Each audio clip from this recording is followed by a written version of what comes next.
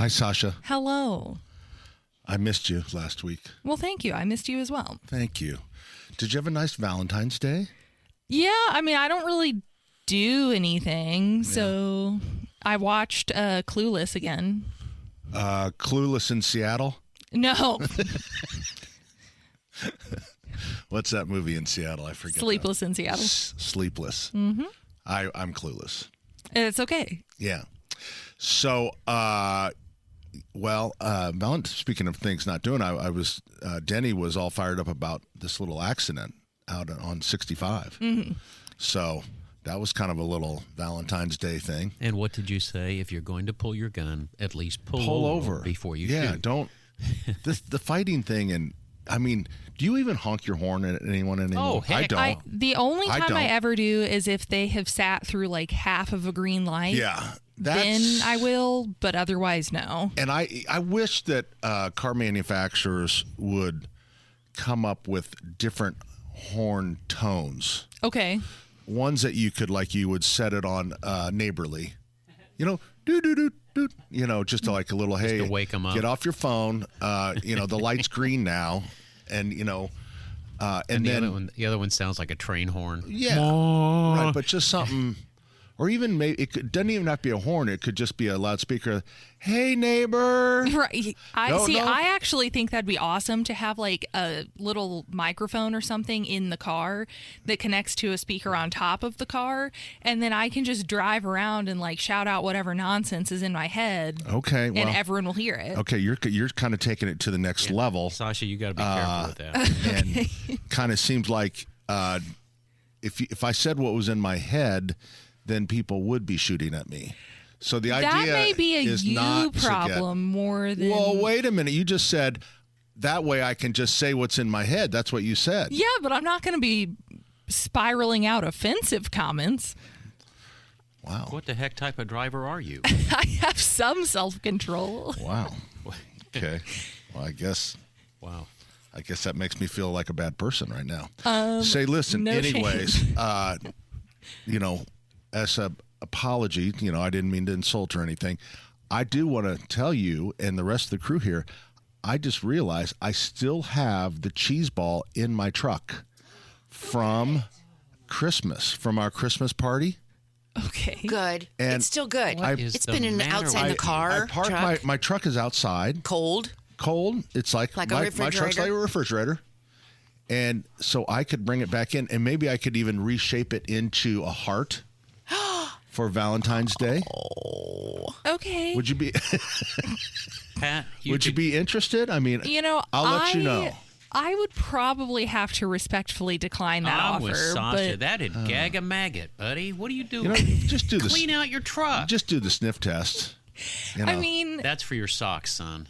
Yeah, I'm not sure the sniff test works for like cream cheese. Yeah.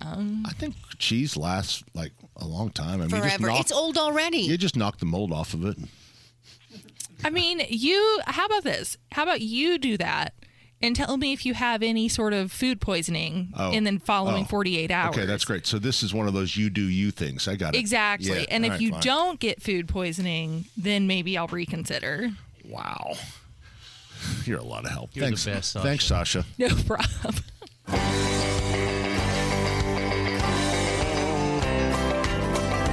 Well, some folks say that grown-up men are still just little boys. That really the only difference is the price of our toys. We go for macho symbols like guns and running shoes, pickup trucks, hunting ducks, and power tools. Hey, good morning. Welcome. Saturday's Home and Garden program brought to you in part by the Michaelis Corporation. Water, storms, fire, and wet basements. Life happens. Michaelis happens to help you through it. I'm watching Ethan, who's running our board, mouthing the tagline for Michaelis. Very good. In case of my demise, you just kick right in on that, will you? Throw that torch my way. Turn your mic on. Come on, Ethan. You got to turn on your In own my mic. defense, that your time defense. it was up. It just wasn't potted up. Okay. You're the board op. You're the guy running it. Come on. That is very true. That's like saying I pulled the trigger on the drill. It wasn't plugged in. You kind of remind me a little bit of a board op named Greg Hansberry. Oh, God. He Was he does. funny? He was funny and he was super He was funny cool. like you, and he's just so laid back. Yeah. And he'd be like, He was on Quaaludes. he's like, hey, Greg, the mics aren't on. It's like, oh, all right, dude. You know, Nothing it's just flustered like, him. No. And He now just he's got leaned his own back show in Ohio. Is it Columbus or Dayton? Wherever his I think morning he's show in the is? Columbus area. Yeah. So Good guy. he is good. And so are you, Ethan. Yeah, you too. You are. Yeah. Thanks, guys. If you get compared to Hansberry, that's good. It's a big compliment. It is a good compliment. Hey, how was your trip? The trip was fantastic. Good. So we flew right to Orlando, and I was making sure that was right. Yep. And we took our 5 youngest grandchildren. So we had 2 3-month-olds, 2 2-year-olds, and a 4-year-old. So How'd you that had go? a lot of And rest. then we had adults that acted like. How many adults? 4-year-olds. Was there an adult for every child? Yeah. Okay, good. Yeah. Okay. No. So we but you know what? I was on with the little guys. Love the babies. So we took the babies and the 2-year-olds and we did rides. So we did It's a Small World and Oh, you actually went Disney into World. Disney. Yeah. Okay. yeah, we went to the Magic Kingdom. You know what, the Lightning Pass thing, Disney is very complicated. Do you realize there's a whole industry of people that sign you up, right? Oh, there's some people you can hire to plan your whole trip. Yeah. To like sign you up for great lightning job. passes. to do that plan your schedules out. and to get your bands linked to Oh yeah, this, people that. to show you around. We had somebody because Beth You was got so people. frustrated with it, and then Arden knew somebody and Yeah. kind of hooked her up, and it was great. She just took care of everything. Good. But It's it is so crazy. magical. It should not be that complicated, but that's Did you another get to story. Epcot? Did you get any adult rides? Yeah, we went to Epcot and we did Soaring. That's my favorite. That's my My favorite. favorite. It's not as cool as it used to be. Maybe you've done it too many times. No, not for me. It's still cool. I'm saying you don't. It's the wait time. Sometimes you can just walk on in 15 minutes. It's been there for a while now. It has been there. Yeah. I just love that one. I do never like get that one. tired of it. Yeah. It's such a cool place. I haven't been in so long. I'd love to go back. The last time we went, it was with the morning show. We'd go every year on the anniversary and doing the morning show. You know, Yeah, you'd you're be on there. Radio Road. On Radio Road, but you'd be there before anybody else. You'd be there because you did a morning show, so you were there at 5 in the morning before Disney opened. That and had so to be it was cool. just amazing. And to watch how they prep to open, and it really is such a well-oiled machine, and the Yeah. whole underground system Oh my gosh. is amazing. How they keep characters away from people and the way they pop up in certain places. It's the thought of it all. How you created this, to me, is just brilliant. When I was growing up, my grandfather was the lead plumber on the tunnel plumbing. And he had plumbing licenses in all these states. And Florida actually reached out to him somehow on behalf of Disney. So Walter W. Clark was down there plumbing. And he always wanted us to come down and see it. And we never got down there. And I so regret that. Yeah. It would have been so cool to see the It's tunnels. really It's a whole amazing. nother city below. Have you ever been down there? Did they take the radio people down? No, but I knew, I knew a lot about where things were to get to the underground, but you would never have that whole thing. They brought out characters, Right. and it was the most magical thing to me to see Mickey Mouse and Minnie Mouse were really married in real life, and Whoa. the humans. The humans. Oh, the okay. humans. The Thank human you. voices. Thank They you. were really married in real Oh, life. the voices. Mm-hmm. Okay. And they'd bring the characters out to us on Radio Row, and they would just immediately become the character, whoever they were, Pluto or Mickey or Minnie or any of them. And these two, Mickey and Minnie, sat together. And he played the ukulele and sang, Mickey. Oh my gosh, it was the most beautiful thing. And and it made you cry because it was just so very, very special. And, they never, and then they would just kind of whisk them away and they'd walk through the crowd and you would think, oh my gosh, nobody knows that that's the voices of Mickey or Minnie or, they just would be just walking through. And it was so cool just to watch them walk through and watch them watching people. And it just was pretty special. Wow. Pretty special. And guess what? The radio stations that used to go down there, Disney really doesn't need your help anymore. Not anymore. They got a Disney station here, and that's when it came to our end. We stopped because a Disney station moved in.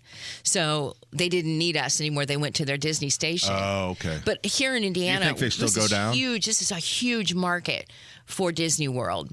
We've tried to get the Home and Garden show down there a couple times. Yeah, They it just makes don't need sense. it Like during the flower, during their flower show. Right. Yeah. Because I think it would actually be really cool to hear Yeah. about how they make all these giant It would. topiaries and preserve them and all this stuff. It's amazing. Like Terry said, well-oiled machine. Yeah.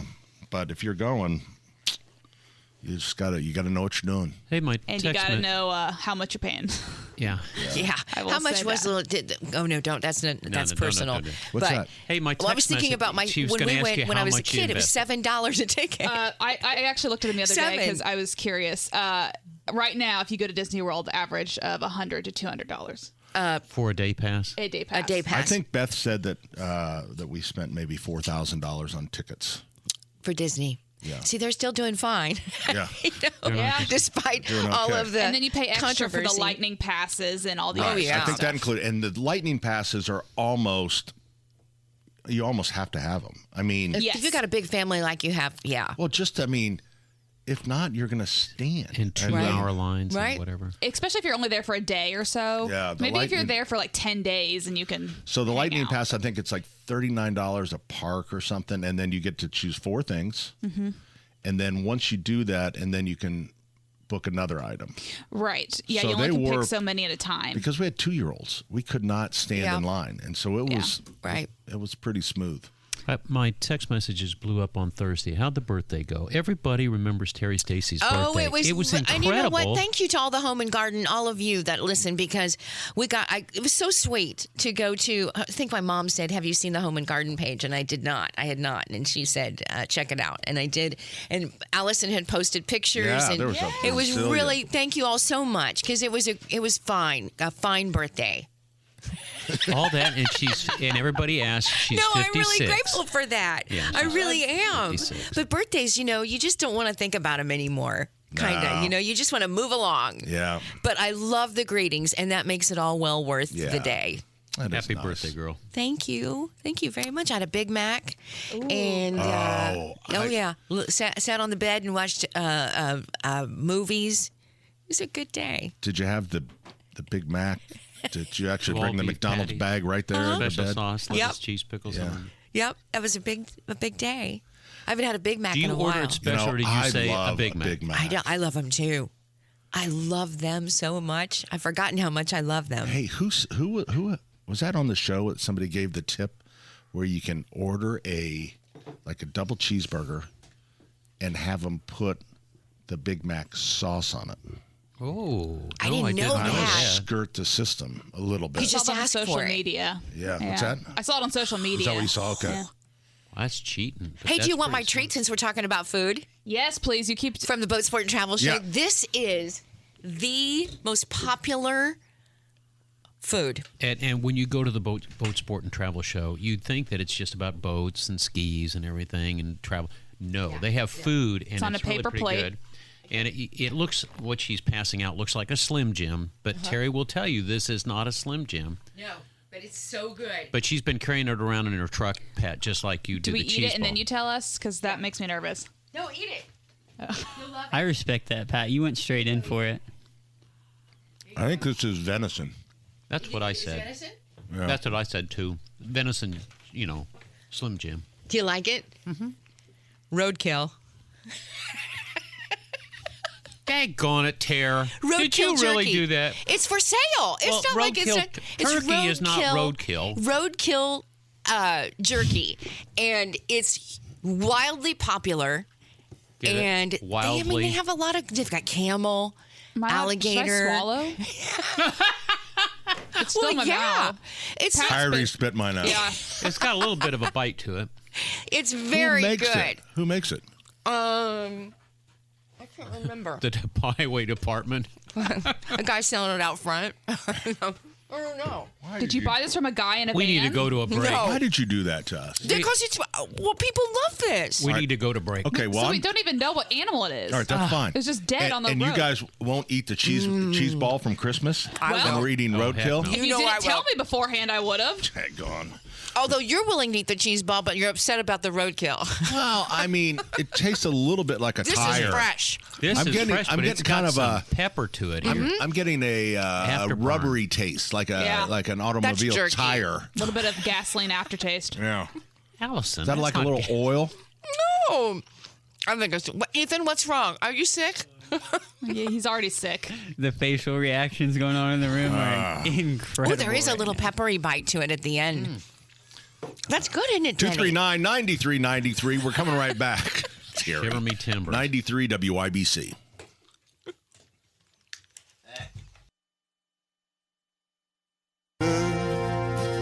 Loves her mama, loves Jesus in America too. She's a good girl. She's crazy about Elvis. Hey, last week we were at Loves Grand Park for the horses. Suburban Outdoor Living Show, and Jack Phipps sat in for Pat Sullivan.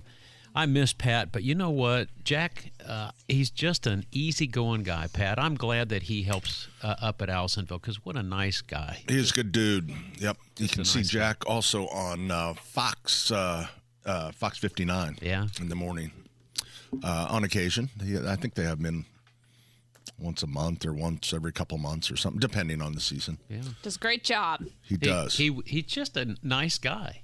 Yeah, flexible, Until and he you really cross knows him. a lot. Well, I don't think he fell in love with that monkey tail cactus. I think a lady came in from Garfield Park area and she had a little booth there, and she was showing us this monkey tail cactus. Jack was sort of backing off, and then we found out it was because he had got a bunch of splinters, or what do you call the spines, nailed him once, and so he was, From a monkey tail. yeah, once bitten, twice shy. You know? It happens. Anyway, happens. thanks, Jack. Well, it was good to have you, buddy. 239-9393 is the number. We're going to be here. IU plays, so we'll No, not No, today. no. we're going It was to last night. have to be out. I think we're carrying. Are we doing anything from Daytona? That's Yep. tomorrow. 500's tomorrow. That's right. Daytona's We are, tomorrow. Right, but right. we're carrying the quals today at 11. I wasn't sure.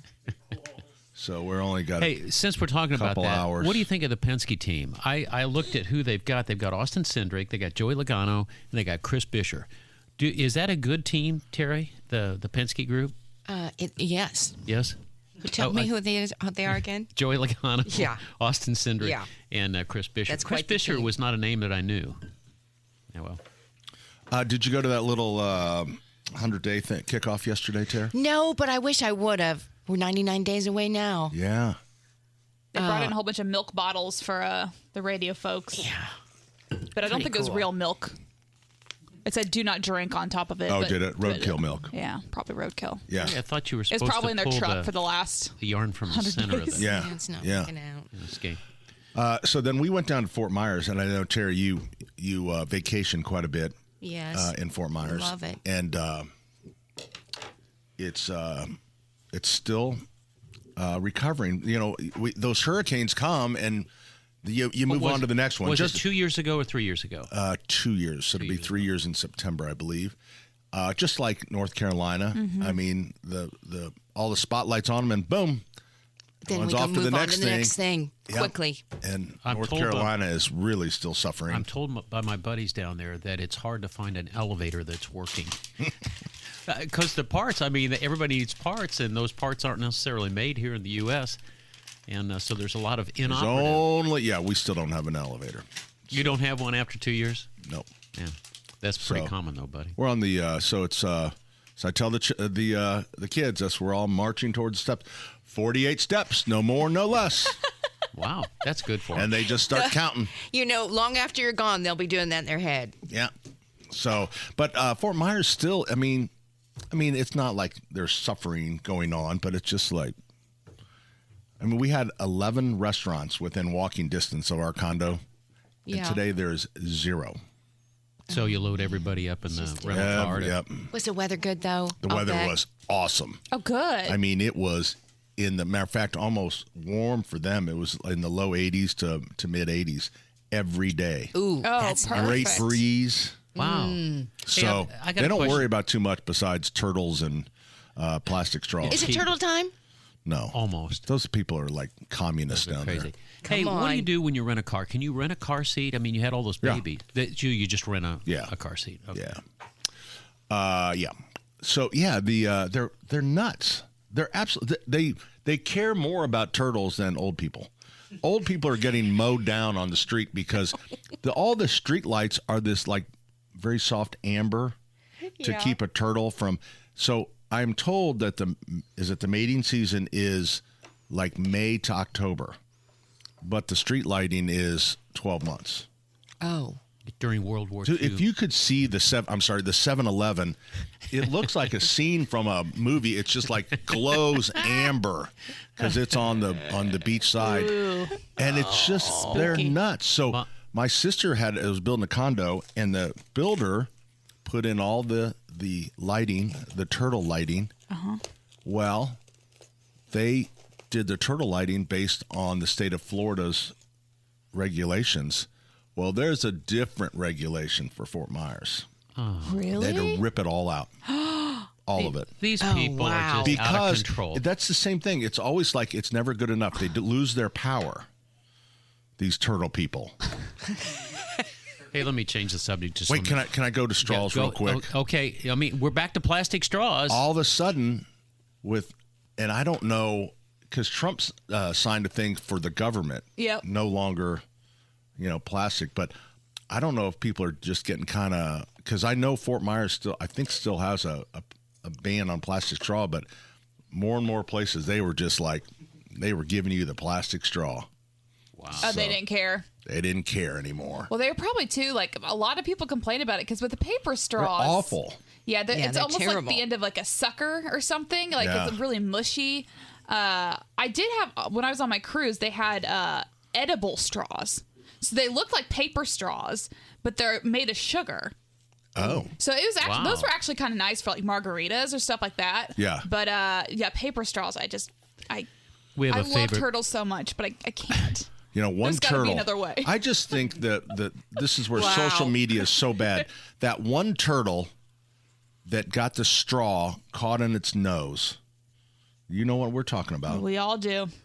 And it like literally changed the world in this banning plastic straws And you know that what the weren't turtle- even the problem. The turtle's mother said, "I told you not to put that in your nose." How many kids have put turtles a bean are up their nose? turtles are getting chopped up by boats every day. God. And no one's looking to ban boats, but it's the straw is the enemy. I love Mexican restaurants. During all Wow. of COVID and all of this paper straw stuff, they never went to paper at the Mexican restaurants. It was always plastic. Yeah. It was a great. It is interesting what people choose to be upset about when it comes to this kind of stuff, right? It's what you choose to be angry about or what frustrates you Right. or whatever. I mean, But- people are talking about the eggs right now, and the egg prices are $5, and people are upset about that, but nobody complains if your Starbucks goes up for a minute. I You know know. what I mean? Isn't that funny? Right? You know, I mean, but sometimes it's they complain. take their frustration to the wrong place. Like at a time when they were trying to remove phosphorus from fertilizer because it had been linked to algae plumes in waterways, they started protesting at Home Depot. Because the lawn fertilizer at the time would have. What can Home Depot do about it? So hold on. So they put enough pressure on so that the Scott's Fertilizer Company and Jonathan Green, they removed the phosphorus, that middle number, from lawn fertilizer. Okay, so great. 98% of the fertilizer is used by farmers, and we need the phosphorus. Now, did they protest over at the farmers? At the Hell Farm no, Bureau? they No. got guns. I mean, that would be dangerous going on a farmer's land. You get a buckshot in your rear end.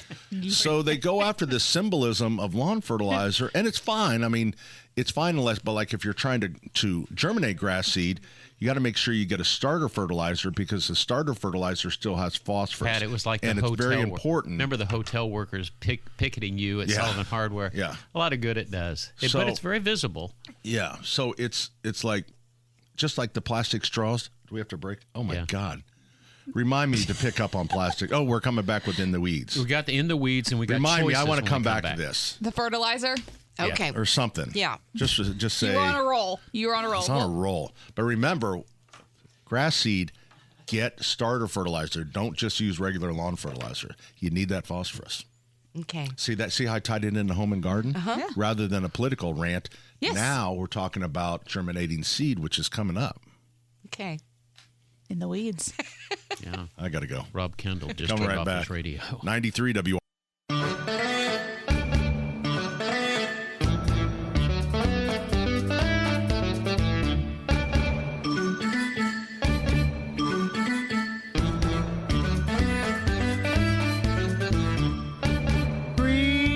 Ladies and gentlemen, boys and girls, that segment that you have all been waiting for, and most of you will turn off your radio after it's over. Sponsored by a misguided local company. E.F. It's Marburger. In the Weeds They are with the best. Denny Smith. 9999 North Allisonville Road. For all of your flooring, counter, kitchen type needs, you reach out to those folks. They're the best. All right, so whenever I come up with an In the Weeds, I have to run it through my filter. And my filter is my Yes, lovely Jane. wife of 52 years. So I said, honey, I've got a couple ideas. Cosmic shifts, understanding the changing times, or facts about coconuts. Facts Oh, about facts about coconuts. Show me the coconut. Yeah, Well, there you go. Show me the coconut. So anyway, thank you, Jane Marie. She pushed me. All right, so I've got some little God for coconut Jane. quiz stuff. I know she got it. What I want is the right answer to this question about coconuts. What is the scientific name for a coconut palm? Is it Cocos nucifera, cocoa beans, or Cocos frutus? Frutus. Cocos frutus. No, it's Cocos nucifera. Okay, so you're 0 for 1. Okay, great. Jane, you were I didn't right. even get They're a not going to chance to get guess. these. Number 2, how long can a coconut palm tree live? Up to 50 years? Up to 100 years? Yeah. Some of them up to 200 years. Yeah. I would say over 200 years. I would say 100. Allison wins this one. Allison, you're ahead 2-0. Or Oh, 1 you to know what? nothing. Wait a minute. Wait a She didn't minute. even have one. Wait She a did minute. one. Can I withdraw? I was thinking of the redwoods. No. Easy to All right. mistake the two. So this is an easy part. What is the name of the white fleshy part of the coconut? Is it called the meat, the pulp, or the kernel? It's the It's meat. meat. That's the meat. Good job, ladies. Pat? I'm going to say Colonel. Pat, I even told the ladies they were right, and you still gave me a wrong answer. All right. What's the liquid inside a young coconut called? Is it called coconut milk, coconut water, No. or Oh. coconut juice? Oh, it might be the milk. Or I'm the going to say water. water. I think it could be the water. But coconut milk. They I sell think I coconut kind of water, feel like it's but milk. I think it's milk. Okay, the ladies are wrong. Pat is right. It is Wow. the water. as I the- was right. I was trying All to go 0-4. All right, what's the name of the fibrous husk? You know, that brown part on the outside. Sometimes it's green, but I when know it turns this. brown, what it surrounds the coconut shell? Is it called the core? COIR. That is absolutely right. How do you pronounce it? Core. Yeah, that's you know what? It's kind of How do you know this? because it's kind of a hip thing in gardening in potting mixes. Oh, that's and right. then you 'cause can they do- actually buy bricks of it. Wow. Bricks of core. Pat, I am so impressed with Really? you. You know, blind Yeah. hog. What did Nobody takes one buys there. them. What did you What say do you it's do with for? them? It's just Oh, a we know soil what he does with them. He amendment. puts $99 on them and sells them as some kind of like. Remember that? No, they actually very good for Like a drainage. decorative It's piece. sort of like the sand that you put in the Yeah, and cactus. some of the mixes will have that in them. Like I think Happy Frog maybe has it in there. All right, so Terry, we'll go back to you and Allison. This is an earlier version of a different question. What is the name of the sweet, milky liquid that is made from the coconut meat? Is it coconut milk, coconut cream, or nectar? Oh, I like the way you said nectar. He said it kind of sexy. As if he was like saying choose nectar. Nectar. Make your guess, ladies He and might be gentlemen. trying to say- throw us off. Milk, cream or nectar? I don't think it's cream. I'm going with milk. And I thought it was cream. milk, but I'm going to go with nectar. All right, so we have 3 different answers, and once again, Pat's right. Does Pat know his coconuts or what? Wow. What's the name of the oil that is extracted from coconut meat? Is it called coconut WD-40. oil, coconut butter, or coconut fat? Oh, I think it might be in the fat. It's the butter. Allison? The fat. It's oil. You guys, what's the name of the oil extracted from coconut meat? It's coconut oil. For crying out loud. That's No, what you they get said mad. what? You didn't phrase that right. All right. That's your Play fault. the tape back. Withdraw that. What is the name of the dried coconut meat that's used in cooking and baking? The dried coconut meat, is it called desiccated coconut, coconut flakes, or coconut shreds? I'm going to say dried coconut. No, you got to choose one of my 3 I'm going to answers. go with B. I'm going D. D. Okay. It's desiccated coconut, believe it or not. That's what it says on the That packaging. I would change the name. All right. I would Yeah, I change don't the name. like Last That's question. hurting sales. Now, listen, you gave up understanding cosmic changes for this. Let me get to the 10th question. Here we go. What's the name of the traditional Polynesian dish that is made with coconut milk, fish, and vegetables? Is it poi, lomi salmon, or kokota? Well, it's What not was the first one? It's not poi. Made with coconut milk, fish, and vegetables. Is it poi, No. lomi salmon, Maybe, no. or kokota? Kokota. I don't feel like it's Kokota. Ladies and Kokota. gentlemen, all 3 of them got it right, except Terry's waiting to make her guess. Guess the last No, one. I already Kokota. said. I already Did you guessed think cocoa. It is Cocoa. Kokota. So there you are. You've Kokota. avoided the cosmic shifts, understanding changing times, but we might be doing that one next time. My thanks to the ladies at E.F. Marburger and the gentlemen there, too. Great craftsmen, great products. Give them a shot. They almost always beat the big box stores. Can you get on carpeting coconut backing on it? I don't know. I wanted a natural For the right price, I'm sure. cocoa backed. Normally that's a hemp type product. And by the way, I did don't you want see- hemp. Did you see where the northern Indiana farmer got busted because he didn't have the correct permit, and they absolutely dug up his whole crop of hemp? Hemp doesn't even have any of the bad No, it doesn't stuff. have THC in it. Anyway, he didn't have the right permit. So going back to your complaint about So what you're saying is there's a bunch of state troopers smoking this stuff, and they're going, I don't feel anything.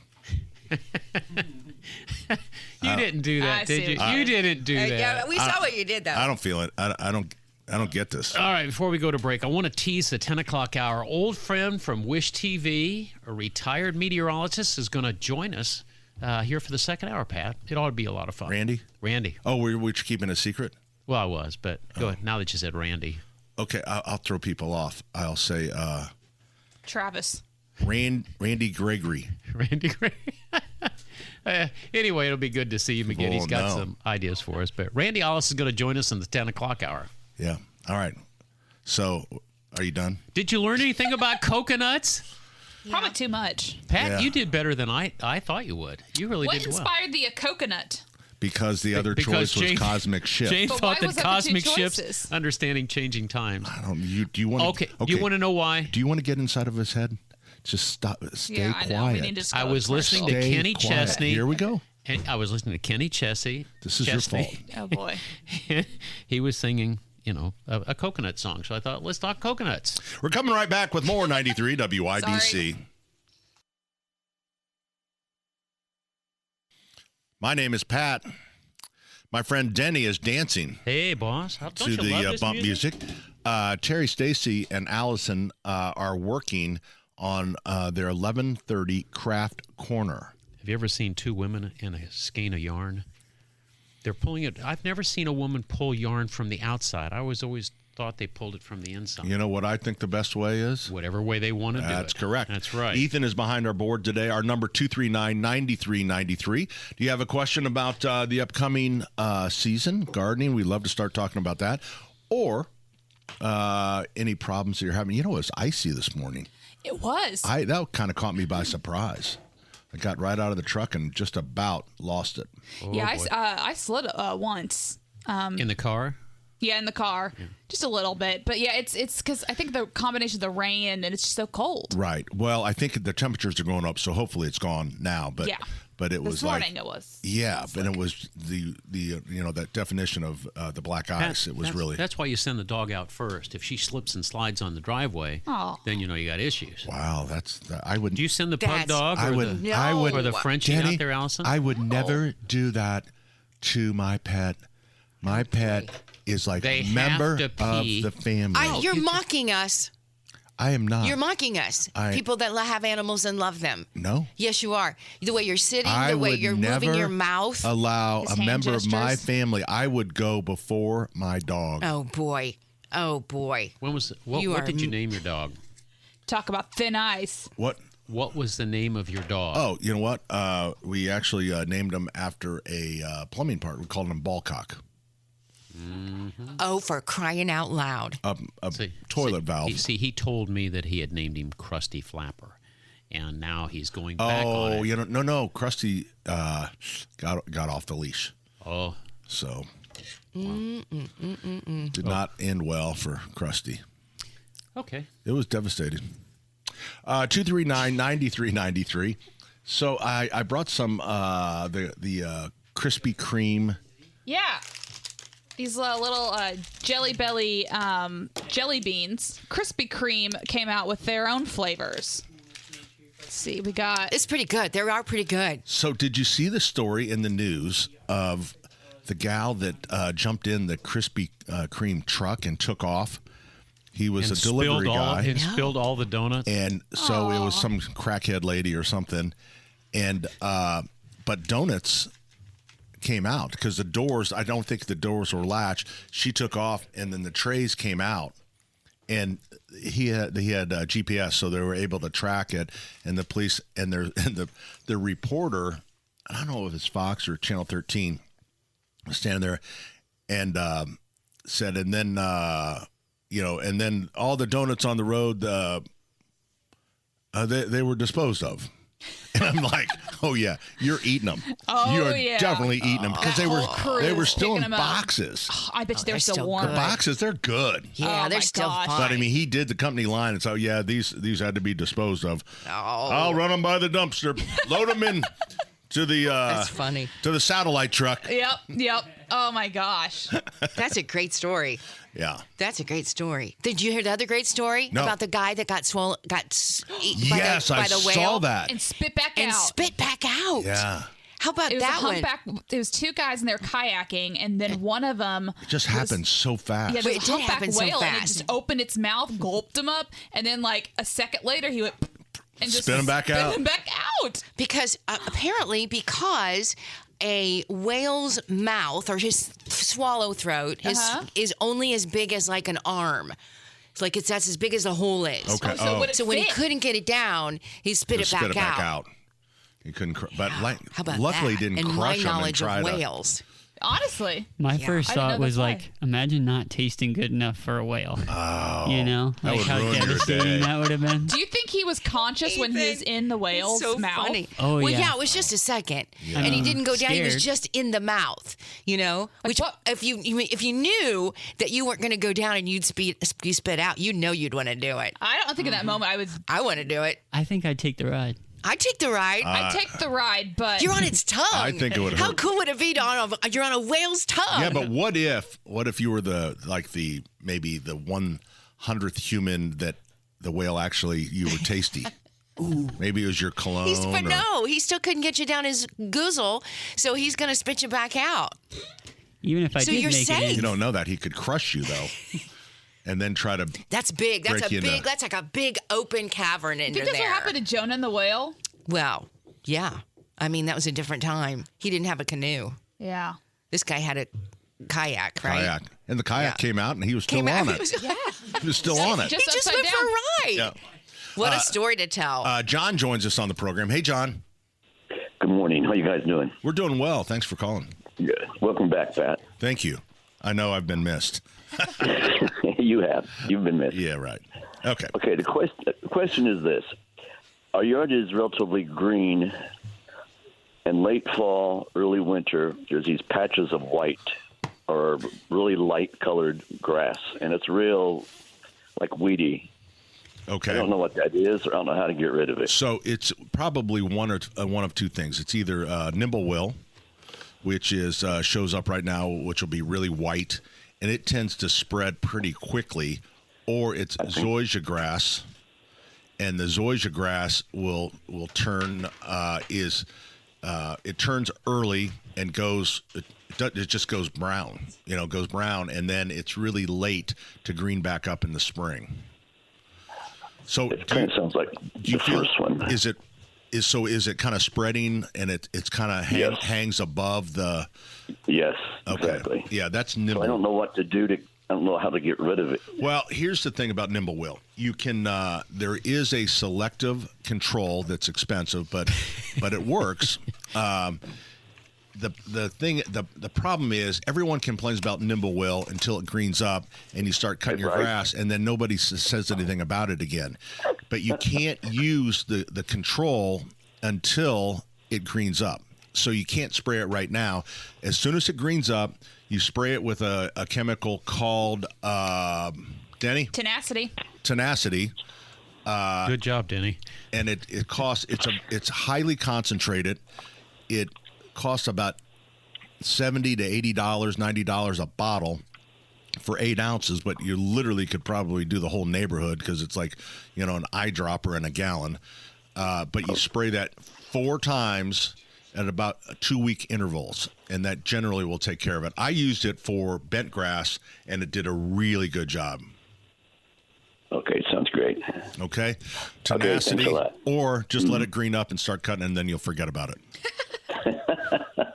Okay, that's what I would do. All right, see you, man.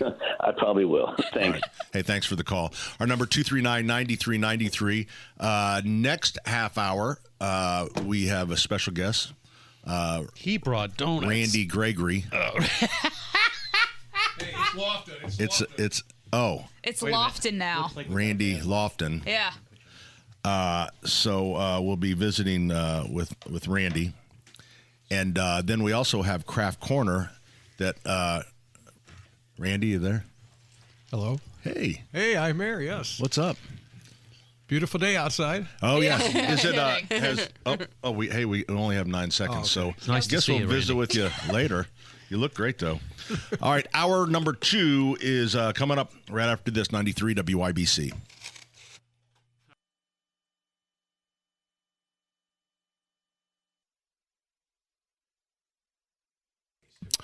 Hey, Sasha, we have Randy Alice in here from, spent a long time at Channel 8. And as you were doing the forecast, we're playing the forecast, he was nodding his head. So I think he nailed it.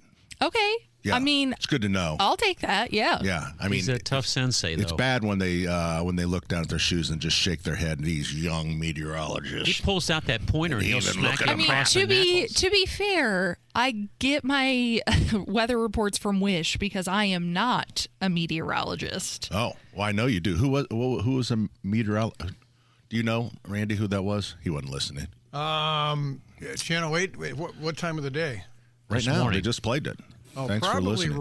It was probably Ryan Morris, wasn't it? It was Ryan. That's who it was. Yeah, great young guy. Young guy, yeah. They only hire guys that are over 6'3" or 6'4". Yeah, he's tall, about 6'4", yeah. Yeah. All right, let's we'll change gears now. Okay. I didn't know. I had not even heard of what Galentine's is until we started. Like, we have a thing out at our Allisonville location. Never even heard the term. Now I hear it all the time. You had it in your newscast. Mm-hmm. So it's a thing. Yeah. So it kind of like gal pals. Yeah, I don't know when it started exactly, but yeah, I'm actually I don't really celebrate Valentine's Day in a traditional sense.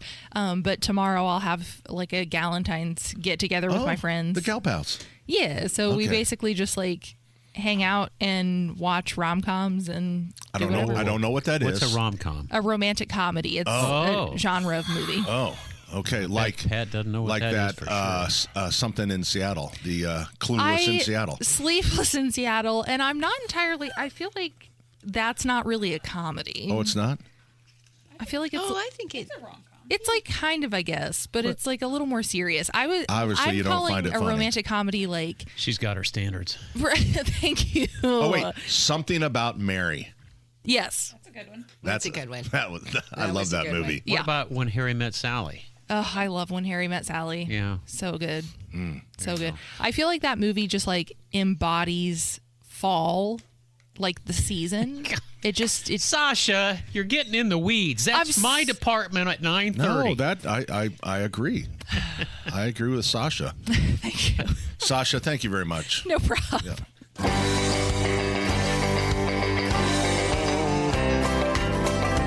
Well, some folks say that grown-up men are still just little boys. That really the only difference is the price of our toys.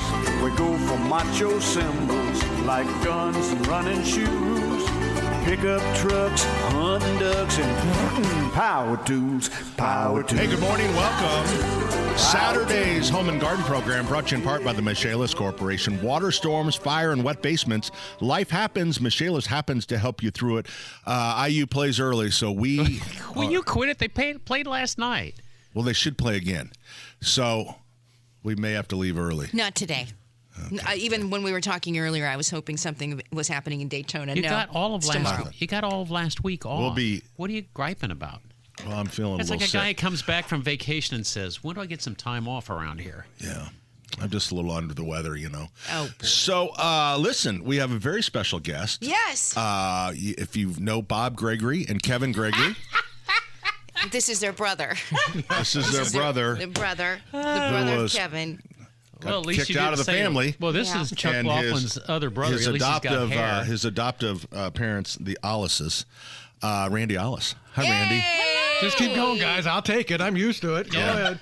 Next you'll be saying, "Oh, it's the only job you can have where you can be wrong 50% of the time." Yeah, there you go. Oh my gosh, Randy Ellis, you are so missed on TV. Shoot. You know what? Yeah. I got to cross that off my list because I had that written down. One of many on your list, I'm sure. There. Hey, how many years did you work for Wish? Almost 39 years. Wow. So. There was a lag in the middle because the new program director came in and said, "We don't think you're a good match." So there were like 600 letters written. Do you remember this? The 600 listeners wrote letters. 1989. And 9 months later, the program director was gone and Randy was back. So I don't recall that. Don't you? Google it. You can Google it and it will pop up. Yeah. Okay. What'd you do? What'd you do during the sabbatical? You really want to know? Yeah. I worked in the produce department at Preston Safeway. Way to go. Yeah, I did. That's what a real store? man does. The one up there, it's closed down, but it's on Binford and 71st Street. That was right next door to Pat's store. Oh, that was my store. Yeah, that's we right. moved in after that closed. Yeah, there you go. So I worked there. Second day I was there, they announced that store was going to be shut down and sold. And so I had to scramble around to do it. I don't know why I didn't go to McDonald's because McDonald's was paying more than at Preston Safeway at the time. So funny. Well, Randy is a cancer survivor, and we were playing snooker last week, and he said, "Hey, you were playing snooker. What's snooker? Randy's a pool player. Didn't you know that? He's a We didn't great know what pool snooker player. meant. What? I don't Snooker know. is a game of billiards. Oh. So you two were playing billiards? We were playing snooker. Oh, you were playing snooker? Yeah. At Well, whose anyway, house? Randy is like, you don't play at a house. You play at a billiard hall. Oh, did you go to where did you go? They went. Terry, They played spin the bottle. Stapleton Billiards. All right. At so Stapleton would Billiards? you let me get to the good part? Randy doesn't We're know almost anything. out of time here, guys. I know. You know, the first ad I ever did was for Stapleton Billiards. Was it? Was it really? Yeah. All right. Oh, so wow. What a Didn't coincidence. last long. Randy is a cancer survivor, and he is blessed beyond measure. But he reached out and he said, hey, there's something going on for the Leukemia and Lymphoma Society, and I need some time. So, Randy, I'll let you take it from there. What's going on? Yeah, I met with them a couple months ago, maybe a few months ago, and we just kind of chatted. I was nominated for the Visionaries of the Year. They have a huge campaign that begins on February 27th, runs 10 weeks until May 9th. We met, and the bottom line is, we just met to discuss what's all involved about heading up a team to raise money for the Leukemia Society. And when we had that meeting, I kind of left there thinking, you know what, I don't want to do this here. I mean, you know how it is. You go we know how it around is. and you Ask for money. I personally, I'd much rather write a check out than ask somebody to, write the check out themselves. So I went home and I thought about it. prayed about it too. Started feeling convicted about it. I thought, in 2017, when I was diagnosed with my cancer episode here, the meds and prayer saved my life. It really, really did. So I thought, this is a way to give back to other people here. So I thought, okay, I will do it. I have no idea what I'm doing. I had no idea what I was doing for 39 years in forecasting the weather. Exactly. They're only right 50% of the time. It just fits right in. So I've got all the experience of not knowing what I'm doing. So let's talk about your personal story. So what year did you have cancer?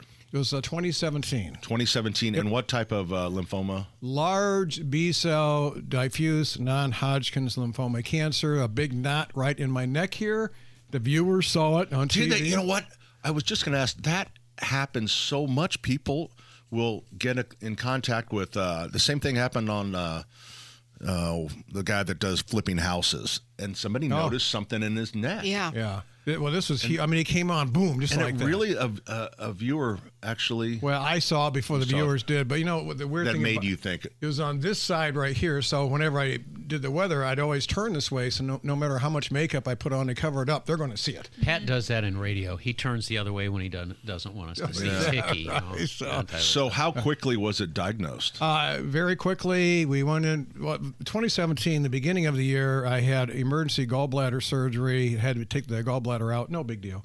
And then I think 6 weeks after that, I had a blood clot that formed. That is a big deal. We caught that in time. 2 weeks after that, April Fool's Day, a Saturday morning, rubbing my neck, found the big knot, went to the doctor. A few days after that, went to the, the pathologist. Yep. And he said, hey, let me just get a sample of this. And he turned around and he said those 3 words that you do not want to hear: you have cancer. Wow. Was the blood clot associated, related to it? That's a great question, Pat. Yeah. I've asked some of the doctors that, and some say yes, it was. No, it was. I thought the blood clot came because of the gallbladder surgery, things like that. But some doctors say no. When you had the blood clot, that was a warning of the cancer. That's too much of a coincidence. Yeah, it really is. Yeah. So anyway, I asked the doc. I said, I was in denial when he said you have cancer. I thought it doesn't happen to me. But you know what? It happens to anybody everywhere in the world. Doesn't matter where you are, who you are, what race, how much money you make, or popularity. It happens to anybody. Yeah. And I said, Doc, what if I don't do anything that lets this thing go? And he looked at me and he says, I've seen this before. If it's the kind of cancer I think it is, you will be gone in less than a year. Oh, my gosh. Randy. So I thought, what's my other options, Doc? Yeah. So anyway, good choice. Okay, beyond that. So they removed that. Nope, they did not remove it. They didn't? Nope, they sent me to an oncologist. Now, these guys, see, thank goodness the oncologist studied harder in school than what I did, because as a weatherman, I can be wrong. He can't be wrong too often, but he nailed it. He looked at it and he says, this should be an easy fix. And I go, really? He says, yeah, some of the fastest spreading kinds of cancers are the easiest ones to take care of. And he says, so they did another biopsy, and it was, the kind of cancer they thought it was. So he says, I'm going to give you 3 rounds of chemotherapy, 3 weeks of radiation, and that should do it. And you know what? He nailed it. Wow. Wow. That must have been a relief to you to hear. It was, but it still doesn't guarantee it's going to... But your cancer without So how often do you go for a scan now? I go once a year. In fact, I go in another month here. I'll get a blood test taken, and they'll just make sure all the numbers are lined up okay. It's been 8 years. Yep. I mean, it can always come back. It always can, but usually once you get past that 5-year mark, the odds of it coming back get smaller and smaller and smaller. We love that part. It truly is amazing. Amazing. All right, so what can listeners do to help with this leukemia and lymphoma approach? Where do they go? What can they do to help you? Because if everybody's got $5, $10, everybody would want to help. Yeah, Denny, that's exactly right. Every little bit will help out. Our goal, there's about 14 teams that are competing against each other during this fundraising campaign. Again, it starts on February 27th, runs through May the 9th. Our team goal is $75,000. That's what we're going to try to raise. I have no clue what the other teams' goal are. They will not tell us anything about the other teams. I always You don't even know who they are. No, don't even. It's just like, nope. You can't give us a name to make fun of and point to somebody else? You may be on the other team. I'm going against you. I don't know here. So Terry's on with the Gregory's. Bob and Kevin. I'm okay with that. If we're all on the same team raising money for the Leukemia Society, that's good. But the campaign... Allison's been hanging out with Wilksey. Said it's a lot of fun. Right. That's good. So, All they do is drink beer. yeah, I'm sure. And sing of course, songs you're with and everything Angela else. all the time. But anyway, the campaign starts February 27th. And again, any amount will be helpful. And you can go to my Facebook page. We're going to put all the information there starting on February 27th. And is it Randy Ollis Weather? What is your Facebook page? Just go to Randy Ollis and it will pop up. All right. And again, with a QR code on there, how to give, where to give, all the details. But don't do it before February 27th because then you don't get credit. We don't get credit for it. That goes to Bob McLean's one from last year. That's right. Probably will. Yeah. So, but wait till February 27th, and you just go to my Facebook page, and boom, you can give right there. Randy will try to make you more famous than what you already are, but thanks for doing it. Yeah, and you'll accept businesses. Yeah, we're looking for sponsorships too, and businesses. Again, our goal is $75,000. So we're kind of in the middle of a challenge right now to get sponsors lined up, to help support us here in our campaign. And again, same thing for businesses. They go to Randy Ollis on Facebook to track you down. Yeah, on February 27th, that's when you can start giving. But if they would just go to my Facebook page and message me, if they want to, we'd like to get commitments before February 27th. Perfect. If we can. So go to my Facebook page, say, hey, Randy, this is so-and-so from this business. Or you know what? You can just text me, too, and I'll put you in touch with Randy. Yeah. 696-1087 is my cell. 317-696-1087. All right, now, real quick before we go to break, you promised me a weather forecast. What's going on with this freezing rain next 36 hours? Wilkes told me that we got freezing. We're live here. I'm sorry. So, that's really good. Yeah, sorry. Yeah, about well that. done, So son. Chuck told me here, Kev. Angela. No, it looks. Well, you guys have more ice down here than we did up on the northeast side. I live on the north side, and there's more slush down here. Yeah. But anyway, we're just real quick. No, we're running out of time. I know how it is on TV. They always rap. It's not like that here all the time. Oh, No, not a bit. We're Saturdays. Saturday. You just ignore the time cues here. We do. So, Right. Anyway, it's going to rain a lot early tonight. It's going to change over to snow probably around 3 or 4 a.m.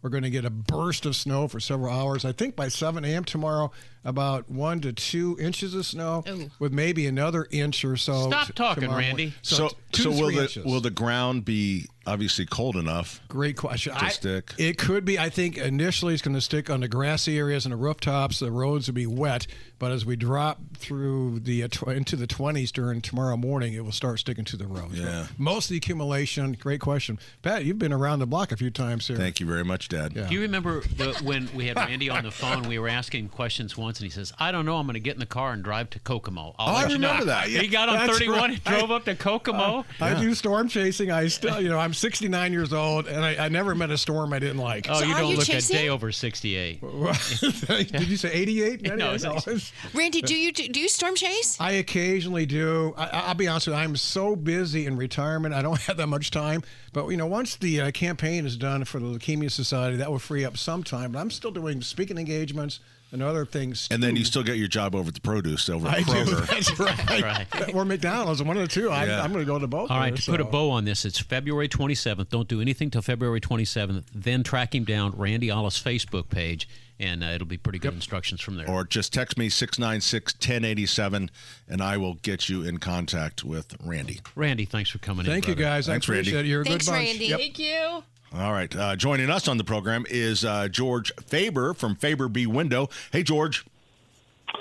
How you doing, Pat? Boy, with all this cold weather, I think probably people are looking for how to keep the house warm. I would think so. Yeah, I'm doing a little segment on Channel 13 about that very subject. And we talk about windows. And matter of fact, one of the tips I always have is if you have old double hung windows where the top sash, how they don't latch very well and that top sash slides down, and people have blinds and they don't realize there's a big old gap there. Absolutely. Yeah, we see that many times when we're taking a look at projects for customers, and they had no idea that, the top sash was open a quarter or half inch, letting in cold air. One of the things with our Infinity by Marvin product that we have, that product really is very energy efficient.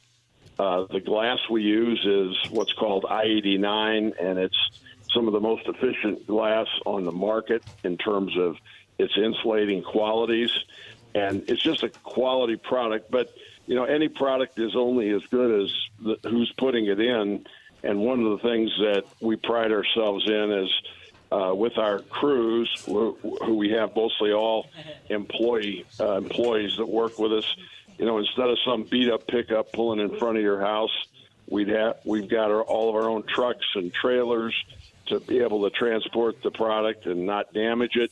And then obviously put the windows in, clean up afterwards, show you how the windows operate, and hopefully earn a top quality score on our quality surveys. So way back in George, way back in the day when Beth and I were newlyweds and didn't have any money, and we had someone come out to do a home improvement, and they we had the garage open and we left. They stole all the power tools. True story. True story. It's just some old pickup. Some guy was just a subcontractor, stole all the power tools. Didn't think we'd notice.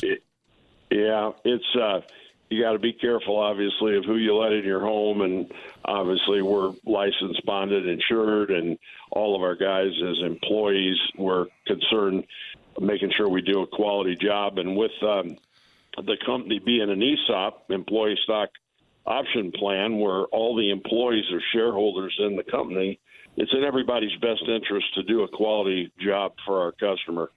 So if you're looking to make your house a little warmer, some good Infinity by Marvin windows would sure help. Oh, there you go. George, thanks for spending a little time with us. The number 800-233-0169. That's 800-233-0169. BWindow.com. 93 WIBC. It's a home and garden show. Pat Sullivan is back from vacation. Allison's here. Sweet Terry. I don't know how many years, but certainly a Hall of Fame broadcaster. Ethan's over in the chair and sort of working his way through finding the buttons. But we're here to take your phone calls, too.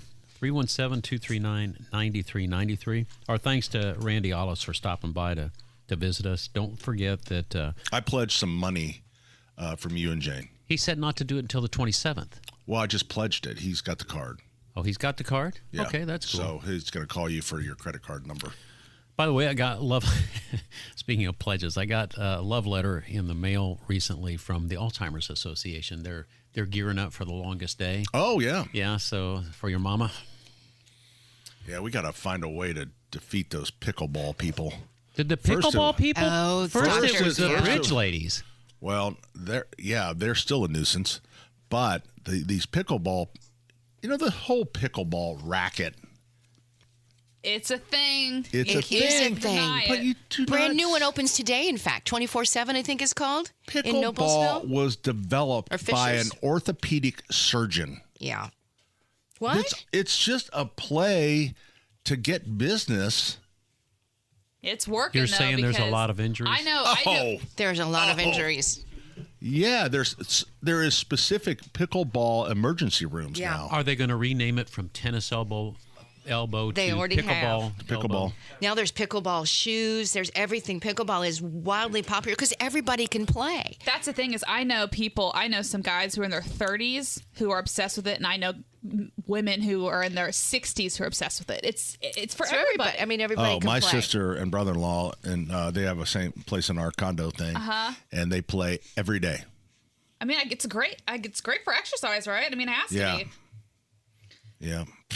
I've noticed the store is selling a lot of pickleball merchandise. Yeah, we had too, in the Yellow House. pickleball. We have pickleball pants, like yeah. pajama pants. But I don't think they sold very well because they were black and white. I did not think they were very attractive. Seems like they should have been green. Pickleball needs more. You mean they pizzazz don't than have that.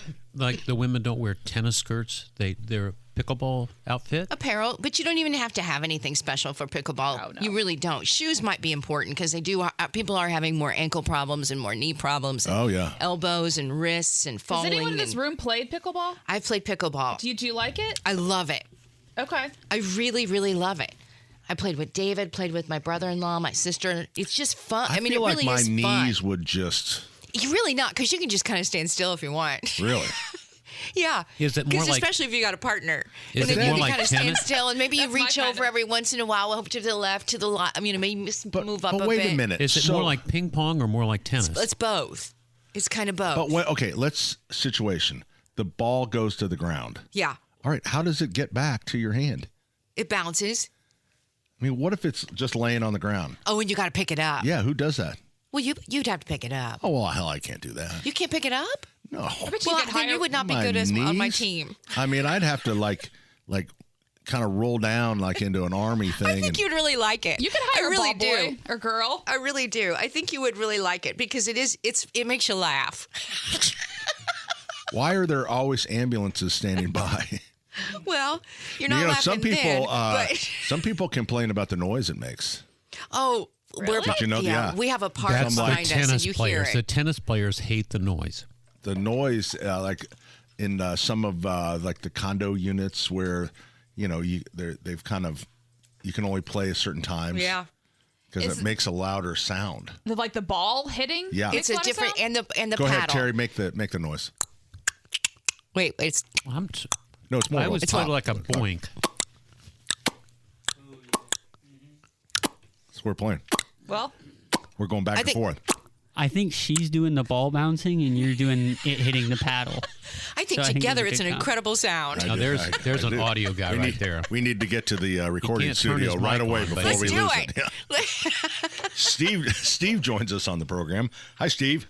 Hello, Pat. Welcome back from the happiest place on earth. Hey, quick question about your trip to Orlando. What a big hotel. Did you guys all stay at one hotel, or were you all split up among the multiple properties? We had, let's see, we had 1 2-bedroom at the Riviera, and then some of them were staying at Saratoga. Ah, very nice. Yeah. Very nice. Yeah. Hey, quick, first of all, I love the crosstalk with Sasha, and I don't know if you may remember, but K-Tel had the idea that Sasha was talking about there called Mr. Microphone back in the 70s. I know. That popped in my head when she said that, yeah. I think that would be a great item to sell at the hardware store. Do you remember the line that the teenage boy used to the girls? Hey, good looking. I'll be back to pick you up on the way, or in That's about right. 50 minutes or whatever. Later. That's right.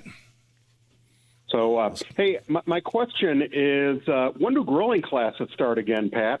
They've actually already started. I know I've seen tickets selling for tacos. Is that carnitas? Carnita. So there's a class for that. I saw a steak class coming up. Still, the most popular one that's selling is the authentic Italian pizza class.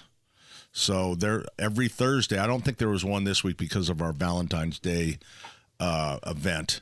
But every Thursday we should have a class. And you know what? If it's, yes, it can be a little cold, but we have heaters. We adapt. We adapt. So it's a lot of fun.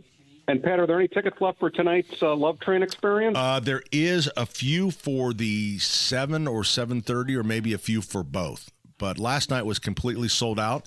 And then I tell you what, Steve, it's a lot of fun. We kind of, you take the train ride. A lot of times when we're putting the train thing, I bet people don't want to ride the train. They'd rather just eat and then go to kind of like the little, we call it Cupid's. No. They want their Cupid's train cocktail lounge.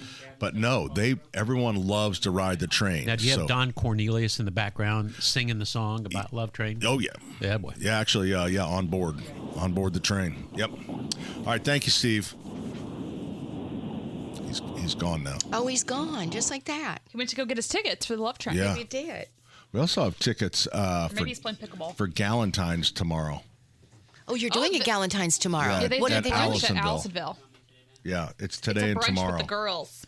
Yeah, get your gal pals together. Talk about stuff. Yeah.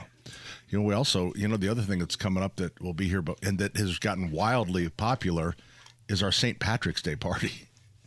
Oh, really? Who would have thought? I know. And so we always do the Saturday before St. Patty's Day. And what day is it on this year? Well, that's the crazy thing. It's on a Monday, so we're kind of in prime time. So like last year, it was like a full week, maybe even more than a week, because it's the Saturday before St. Patty's Day. So it's the 15th this year, and I think it's going to be a banger. It sounds like it's going to be a banger. Yeah.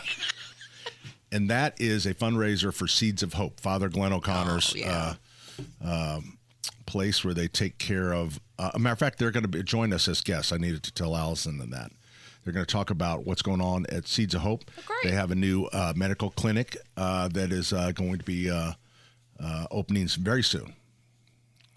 And it's going to help the neighborhood. And when ladies. is this one? This is what's benefiting Seeds of Hope? Which one? Which event? The St. Father's Day Patrick's Day. St. Patrick's Day. Yep. So March 15th, and that's when we have the Irish step dancers. We got green beer. We have all the great food. Are we going to be there? Pipers. We are going to be there. Oh, And we'll be boy. Gordon Pipers, the the Pipers. the dance. Steppers. Yeah, what's the name of that? Celtic dancers. Can't remember. Why would you ask me that on the Irish spot? step dancers. They All have right. a name. 239-9393. Ethan's crying. We got to get out of here. We'll come back. Your call's coming up, 93. Hey, good morning. Welcome. You know what? I'm going to talk to Ben real quick, and then we have Dave Wilson joining us. Hey, Ben. Good morning. Thanks for taking my call and letting me talk a little bit about the new pickleball courts in Columbus. Yeah. It's great to see that sport grow. Yeah. Parallel to tennis, right? More accessible sport. Right. But how do you get the ball off the ground? Do you have to bend over and pick it up? Yep, bend over and pick it up. Same as a frisbee. I think I've seen in my life. I used to play stick golf. Oh yeah. Hit a ball with that, and now I play with those discs, and it's accessible. You can get out and get everybody, every age, out doing it. So tell us where are the new things in Columbus? Yeah, right there at Donner Park. There's 6 or 8 tennis courts in heavy use and 9 baskets there to throw our discs at, right next to the pool complex and then that park. So do the tennis people and the pickleball people, is it kind of bad blood? I mean, are they like two different gangs? Always. Yeah, you got to fight off the locals, and hey, my discs are sharper than the plastic balls anymore, so. All right. Well, that sounds, and that's all ready to go in Columbus. Absolutely. I heard your advertisement there, and next time these guys are down, would love at the hardware store, come a couple blocks over and see all the new ways to get outdoors and keep moving. If there you can't go. pick up the pickleball, if you can't get into your crawl space, man, you got to keep moving for life to keep happening, right? There you go. Ben, thanks very much for giving us a call. Our number 239-9393. Joining us on the program, a voice you know, Dave Wilson, formerly Dave. Hey, Dave, how are you? Oh, I'm okay, Pat. I got to tell you, though, hearing you guys talking about pickleball, Becky and I took up pickleball. Oh, really? Good for you. Yeah, and it's so funny. You just mentioned the rivalry between pickleball and tennis, but did you know the putt-putt people are mad about that? No. Oh, yeah, we got accosted by some putt-putt people, and I don't know if I'll ever recover. I mean, we got hit by some of their tees. So just pure jealousy.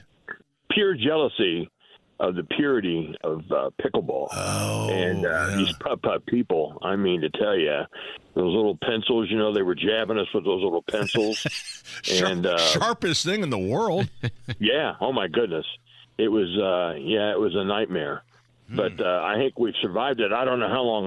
The doctor said I can't really move much for a couple of months because I was wounded. So, Dave, what about some sort of so this pickleball? I'm interested, but I still don't understand how you get the ball off the ground. Because I don't know how I would get down there. I would have to do like an army roll and roll down there, and then take I hit it with my toe over towards Becky, so she has to bend down. Oh, okay. It just seems like what is that ball made out of? It's just like I've never even seen one. Is it a hard plastic? I've never really touched one because I've never bent over to pick them up. Okay, gotcha. That's fair. Yeah, I really have no clue. I was just thinking, maybe we may come up with a little device to pick those up that you hang on your shorts. Well, you have those things, those rollers to pick up walnuts that you sell at your store.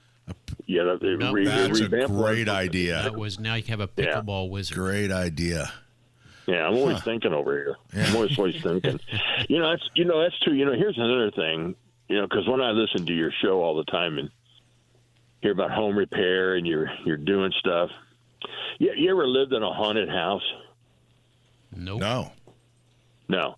I tell you, it was kind of a relief to me because I was living in a house and I found out it was haunted. And I was relieved because then I realized that all the noises and things that were happening were ghosts and not some expensive repair I couldn't pay for. There you You go. know, I never thought of it that way. Yeah. You know, Yeah, you should thank be happy. Yeah, the spirits are here. It wasn't a plumbing problem or something, joints or something, something I was going to have to call somebody and have the flooring leveled out or something like that. Yeah. Dave, you ever listen to our show and just go, how the hell did I ever get fired from that place?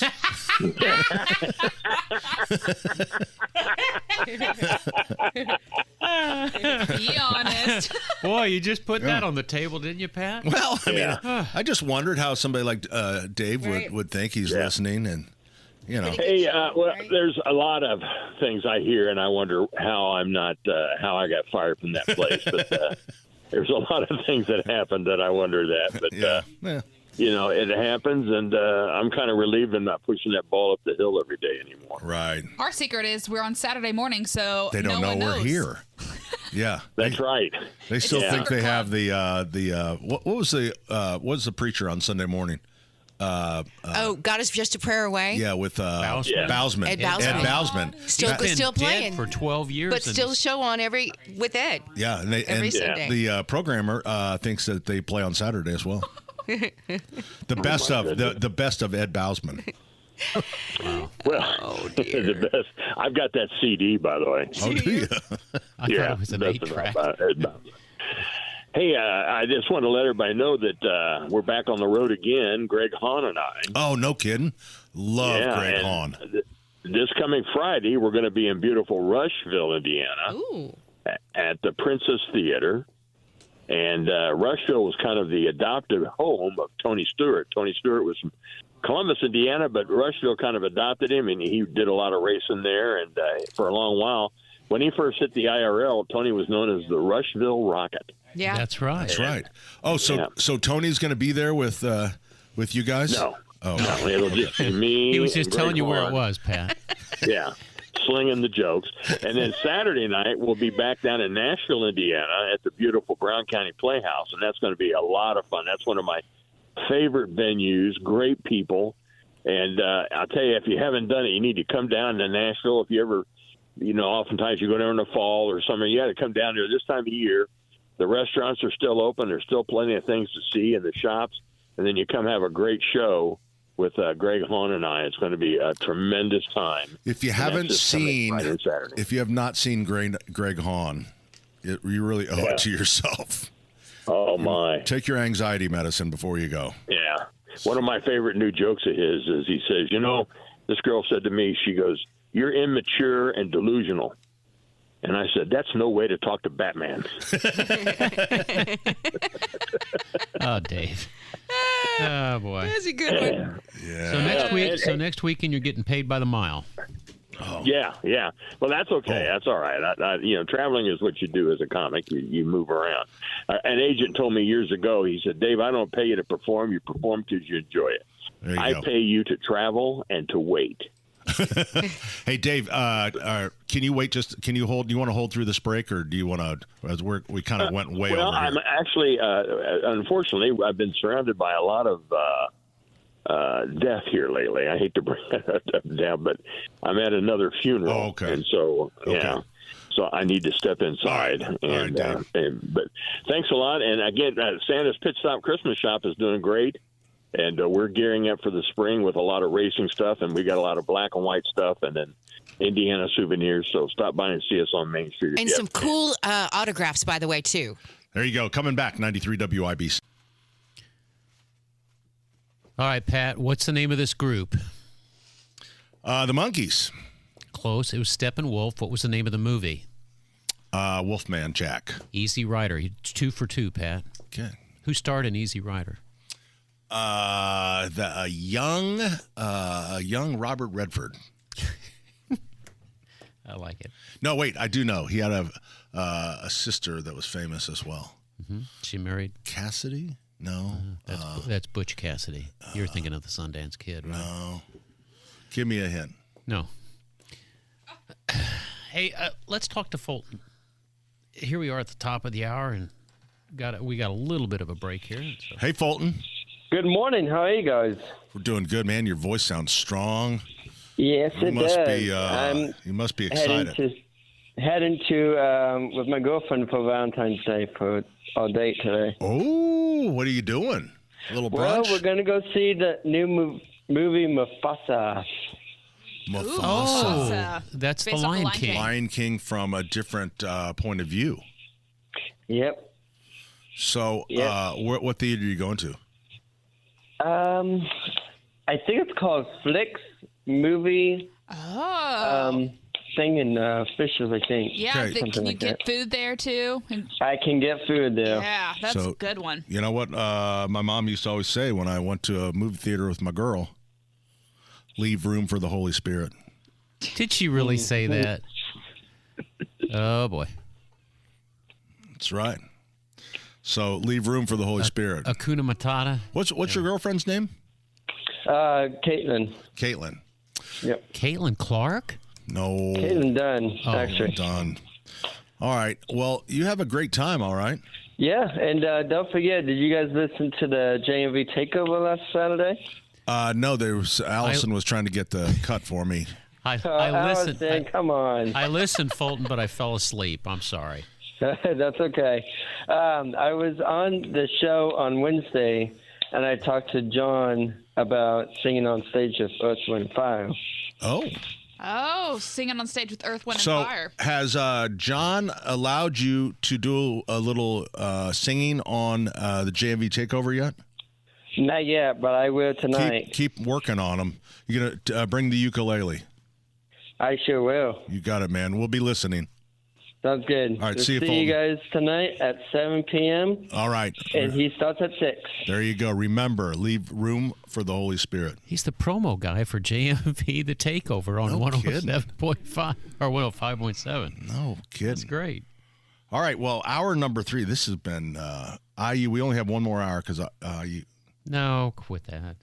You're confusing me. Hey, today is Eleanor Seaver's birthday.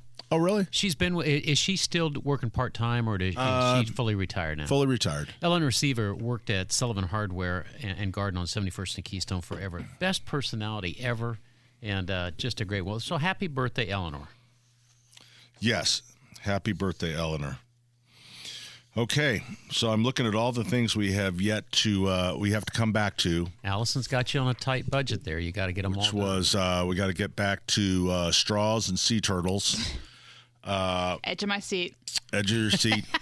Did everybody see what our vice president said to the Germans? That was pretty funny.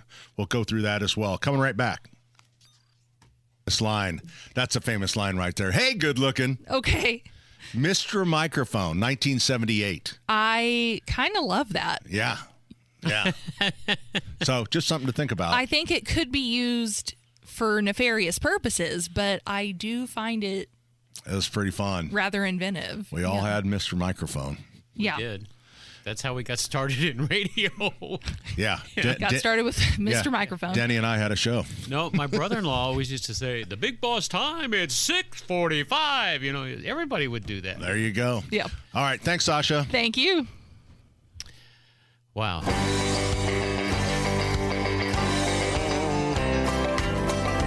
Well, some folks say that grown-up men are still just little boys. That really the only difference is the price of our toys. We go for macho symbols like guns and running shoes, pickup trucks, hunting ducks, and power tools. Power tools. Hour number 3 of Saturday's Home and Garden program, brought to you in part by the Michaelis Corporation. Water, storms, fire, and wet basements. Life happens. Michaelis happens to help you through it. Way to go, Ethan. Oh, I got it. That was so. Listen, we have Craft Corner coming up this this hour down at the bottom. Down there at the bottom of the hour, we'll be doing Craft Corner, and that's going to be a great time. But right now, we have JMV joining us on the program. Hey, John, and I was thinking, Ronco had some great products back in the late 70s, did it not? It did. Did you have the a Mr. Microphone? Oh. I did have the Mr. Microphone. I had the Pocket Fisherman. Remember the Pocket Fisherman? It was like a handheld rod and reel. Yeah, that's the Ron Popeil Pocket Fisherman. Yep. That was the first place, Ronco, that had what we now call dustbusters. Remember they had these little like handheld vacuums. You hit the button and they had a little spinning wheel on the inside. And the record cleaner, where you put your record in the thing vertically, and it spun it around and cleaned off your record. Those are some of the great Ronco products right there. Absolutely. They also had Veg-O-Matic, Chop-O-Matic, and Showtime Rotisserie. Yes, all that stuff was outstanding, and we could not get enough of it, and especially the commercials. And remember, we all had Channel 4 here, and especially at night, whether it's, Sammy Terry or maybe during the day in wrestling, those commercials always ran during those specialized Channel 4 shows. Yep, and then they had the long format shows or those. And so that, matter of fact, then it even made the Veg-O-Matic made it to John Belushi and Saturday Night Live with the Bass-O-Matic. The Bass-O-Matic, the Dan Aykroyd. Yeah, absolutely. Awesome. Where they actually, which I'm assuming that with the 50th anniversary show, is that tomorrow on SNL? It is. Yeah, that was pretty. We'll probably see that. That was pretty gross, though. They actually took a live, or not a live fish, a dead fish, and threw it in there and chopped it up right on live national Everything's TV. splattering.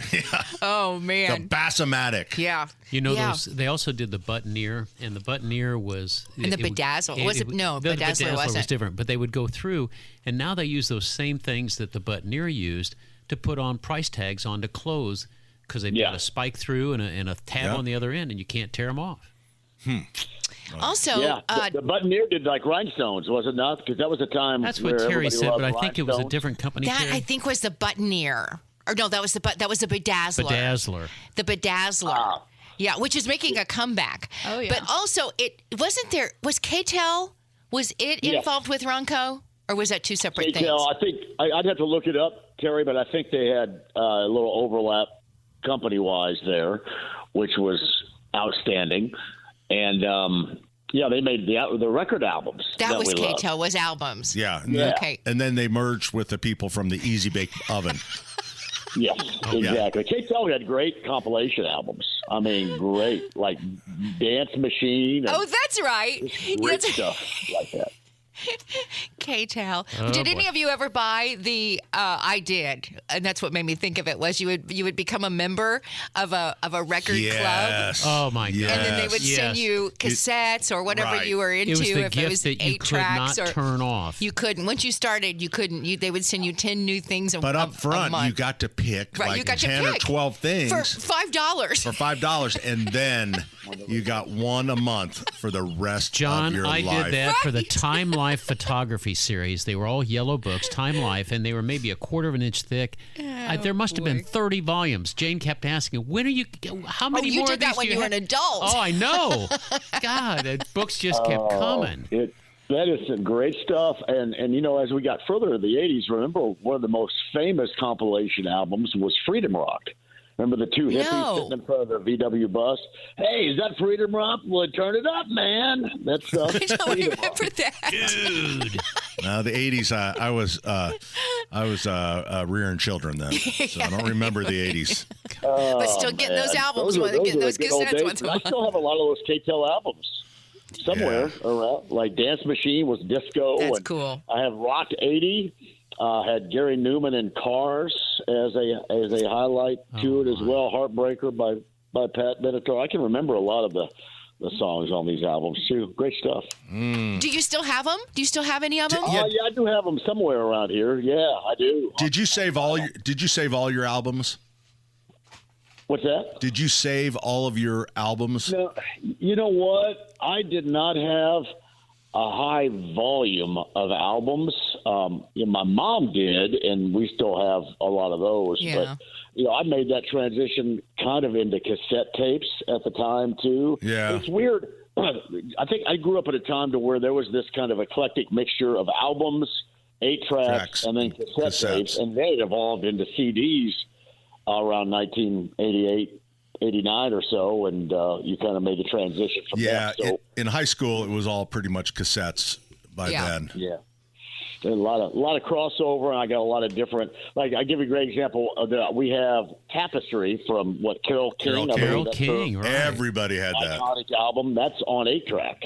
That is on an 8-track, and I think right, in the middle of one of the great songs, you end up flipping from one channel to the other like it normally did, made that really loud click on an 8-track. Yeah, we had an 8-track in the family station wagon, and the only 8-track that we had was Oklahoma. Oh, it's Oklahoma. Yeah, show tunes. That was it. Chicks and ducks and yeah, that's good. Oh my gosh, I love Oklahoma. That's so all funny. We had.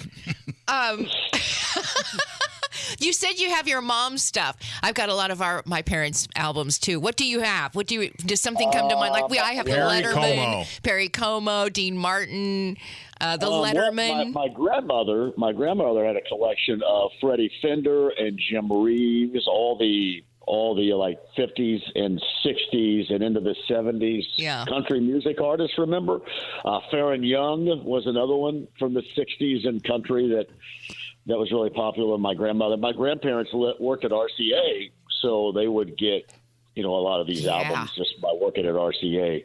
Yes, but the RCA produced albums down in Bloomington. But my mom had a lot of Do You Think I'm Sexy, Rod Stewart, a lot of the Rod Stewart stuff. Whoa. Your mom? Oh, my gosh. How do you explain that to your kids? That's funny. Yeah, well, she took disco lessons at the time. I remember a lot of us took disco lessons, but not in front of our kids.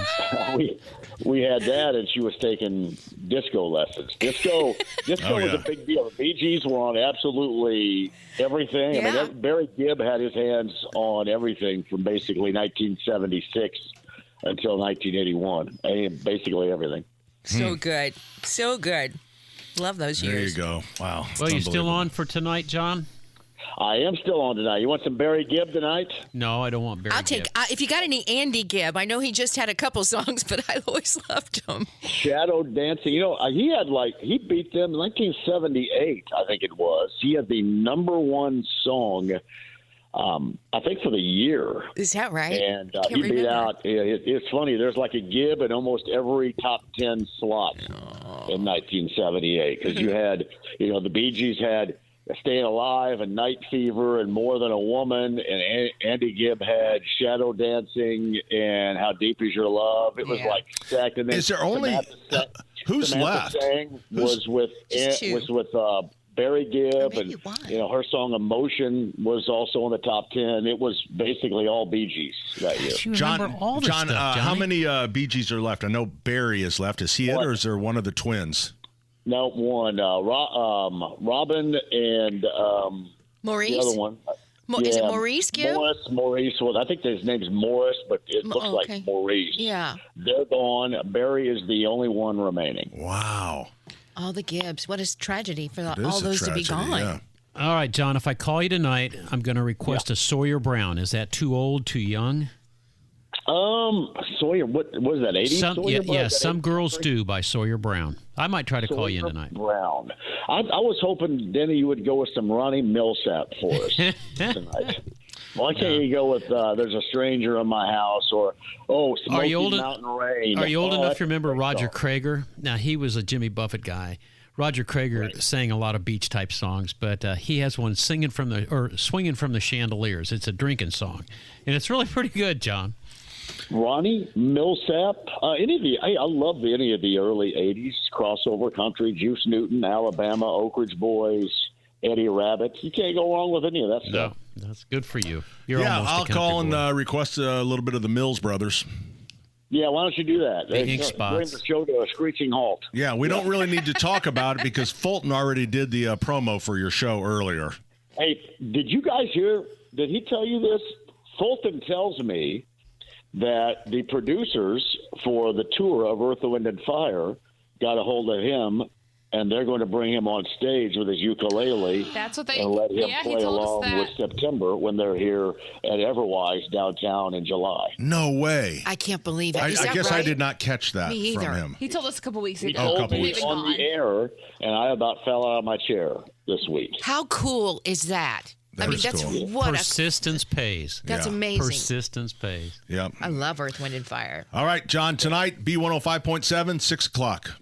You got it, guys. Hey, enjoy the show as always, and have a great day. Thanks for having me on. 6 until midnight, B105.7. There you go. Best. See you, Johnny. JMV, you can also catch John Monday through Friday on The Fan, which is 107.5 and 9.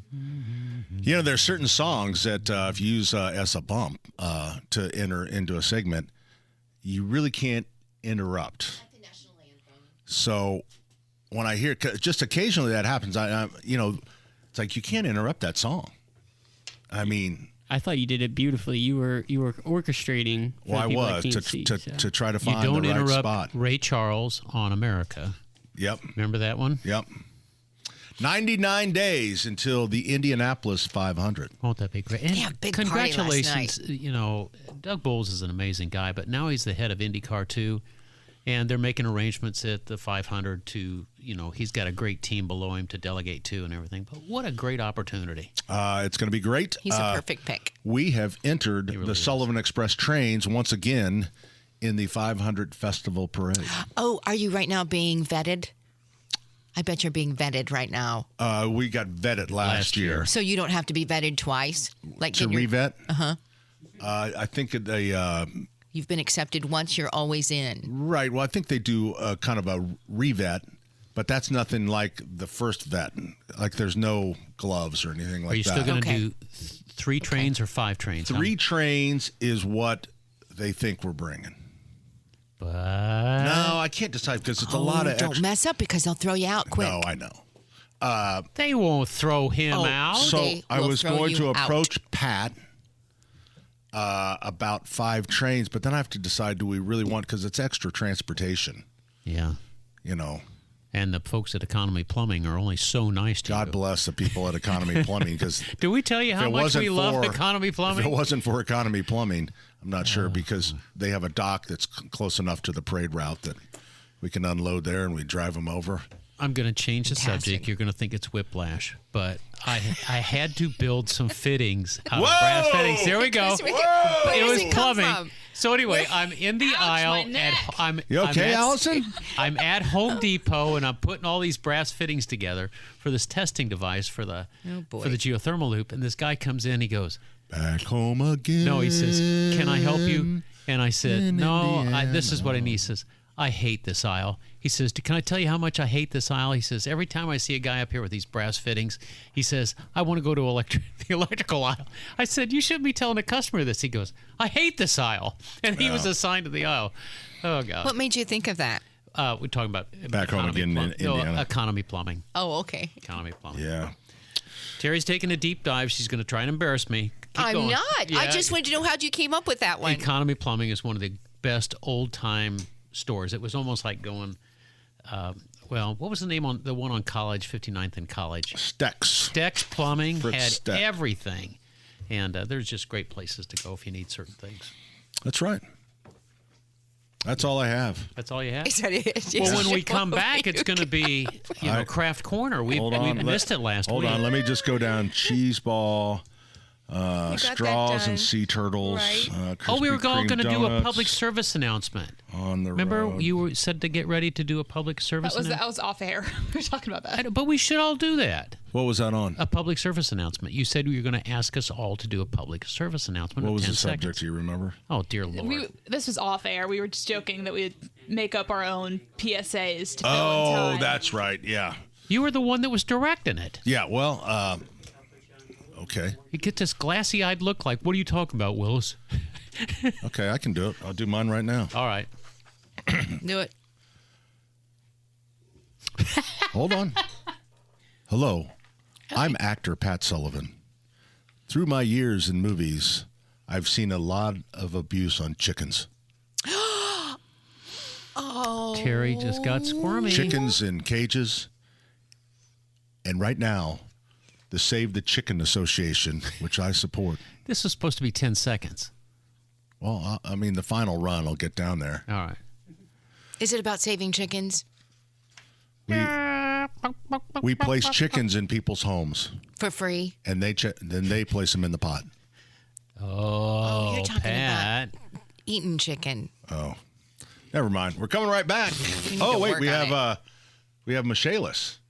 Is this You talking about Joe? Joe Polizzi? This is. Hey, this Joe. Is. Once again, a tough act to follow here. Joe, Yeah, do you still have chickens in the backyard? I don't have chickens on the backyard, and I would hate to balk at anything like that, but that is certainly a headway to come in. Well, you know what? All the people that have laying hens in the backyard seem pretty darn smart about now. They're getting kind of cocky, Pat. Ah, see where I went see there? what you did Yeah. there, Very Dan. good. Very good. Have you ever had Very any, Joe, as your position at Michaelis, have you ever had to respond to a coop fire? Oh gosh, that sounds No, awful. that's a new one. That's a new one. Yeah. Nothing close to any KFCs around or anything like that. Yeah. You never know, like you get a fox that smokes cigarettes or something and Yeah. Gets in very good. You're rolling today. Gets in the hen house and drops a doobie, a lighter. A lighter. Yeah. All right, enough about me. Joe, what's going on with the Michaelis Corporation besides this? We are rocking and rolling, and we're getting ready for some tough weather coming up. We're supposed to get down to sub-zero again, and there's a lot of frozen pipe issues, and I just wanted to go for a second about the team concept that relates to frozen pipes. First of all, we preach defense, have all the precautions in front of you, the house temperature, extra insulation where it's needed, and keep those water lines moving. And if there's an issue with a frozen pipe, then from the defense, you go on the offense. And that's when you call us at Michaelis, and then we get our special teams out there. Wow. And we perform with high expectations, utmost expertise and great enthusiasm. And really, when you put that all together, that's always the right call. Joe, I thought you were going to say if it gets past your defense, Michaelis will be your secondary, and nothing gets past the secondary. He had special teams. He had special teams in there. Yeah, I did, but I like that addition. I'm going to use that next time. Yeah. Very, very good. So, Joe, I had a situation. I imagine you have a lot of these too. In the winter, I don't go out to the pool house very often. And the pool boy who lives there was on vacation. So I went out to the pool house, and, we had a little mini split that air conditions and heats it, and I guess that had stopped working a number of months ago. Oh. So, and you kind of go in, it's like, oh, my gosh. And it's like, the toilet tank was completely frozen, the big chunk of ice in shark there. bites aren't going to fix this. Yeah, I turned on the water, and it just started spraying everywhere. And my stomach is upset. Just hang. Yeah. So there you go. So I was lucky. I knew where to shut the water off, so I did that, and then I just wait for the pool boy to return. Okay. Well, why didn't you call Michaelis? Well, I might be doing that. It literally nothing. It hasn't been fixed yet, so I might have to call Michaelis and But right now the grandkids are ice skating, so indoor ice skating rink. It's nice. Wow, that's tough. That's tough. A little antifreeze in that toilet tank could have saved you a little bit of a problem, but we are ready to respond if necessary. Our special teams are ready to jump on it. But I think the way I live my life, I feel like I fuel the economy. Spreading it around. So I pulled matter of fact, I was doing a Channel 13 bit for Sunday morning. And I was telling everyone how you should change your filters, and I always mark the date on my filter, and I have one of those 4 or 5 inch filters. I pull it out, and I can see the number 6, and it was time. It's like, well, that's about right. Replace those filters every 3 or 4 months. It was 6 of 23, Joe. I hadn't changed the filter in a year. Ooh. And so I just think that's one more thing I can do for the economy. So really, he's saying you're welcome. Yeah. That's right. That's right. Well, you don't have to go far. You just walk down the aisle there and pick up a couple at your place. You would think that would be easy, wouldn't you, Joe? Rocking and rolling. I know. I would. Absolutely the worst. Joe, thanks for spending a little time with us. It is the Michaelis Corporation, the number 844-FIX-INDY, water, storms, fire, and wet basements. Life happens, Michaelis.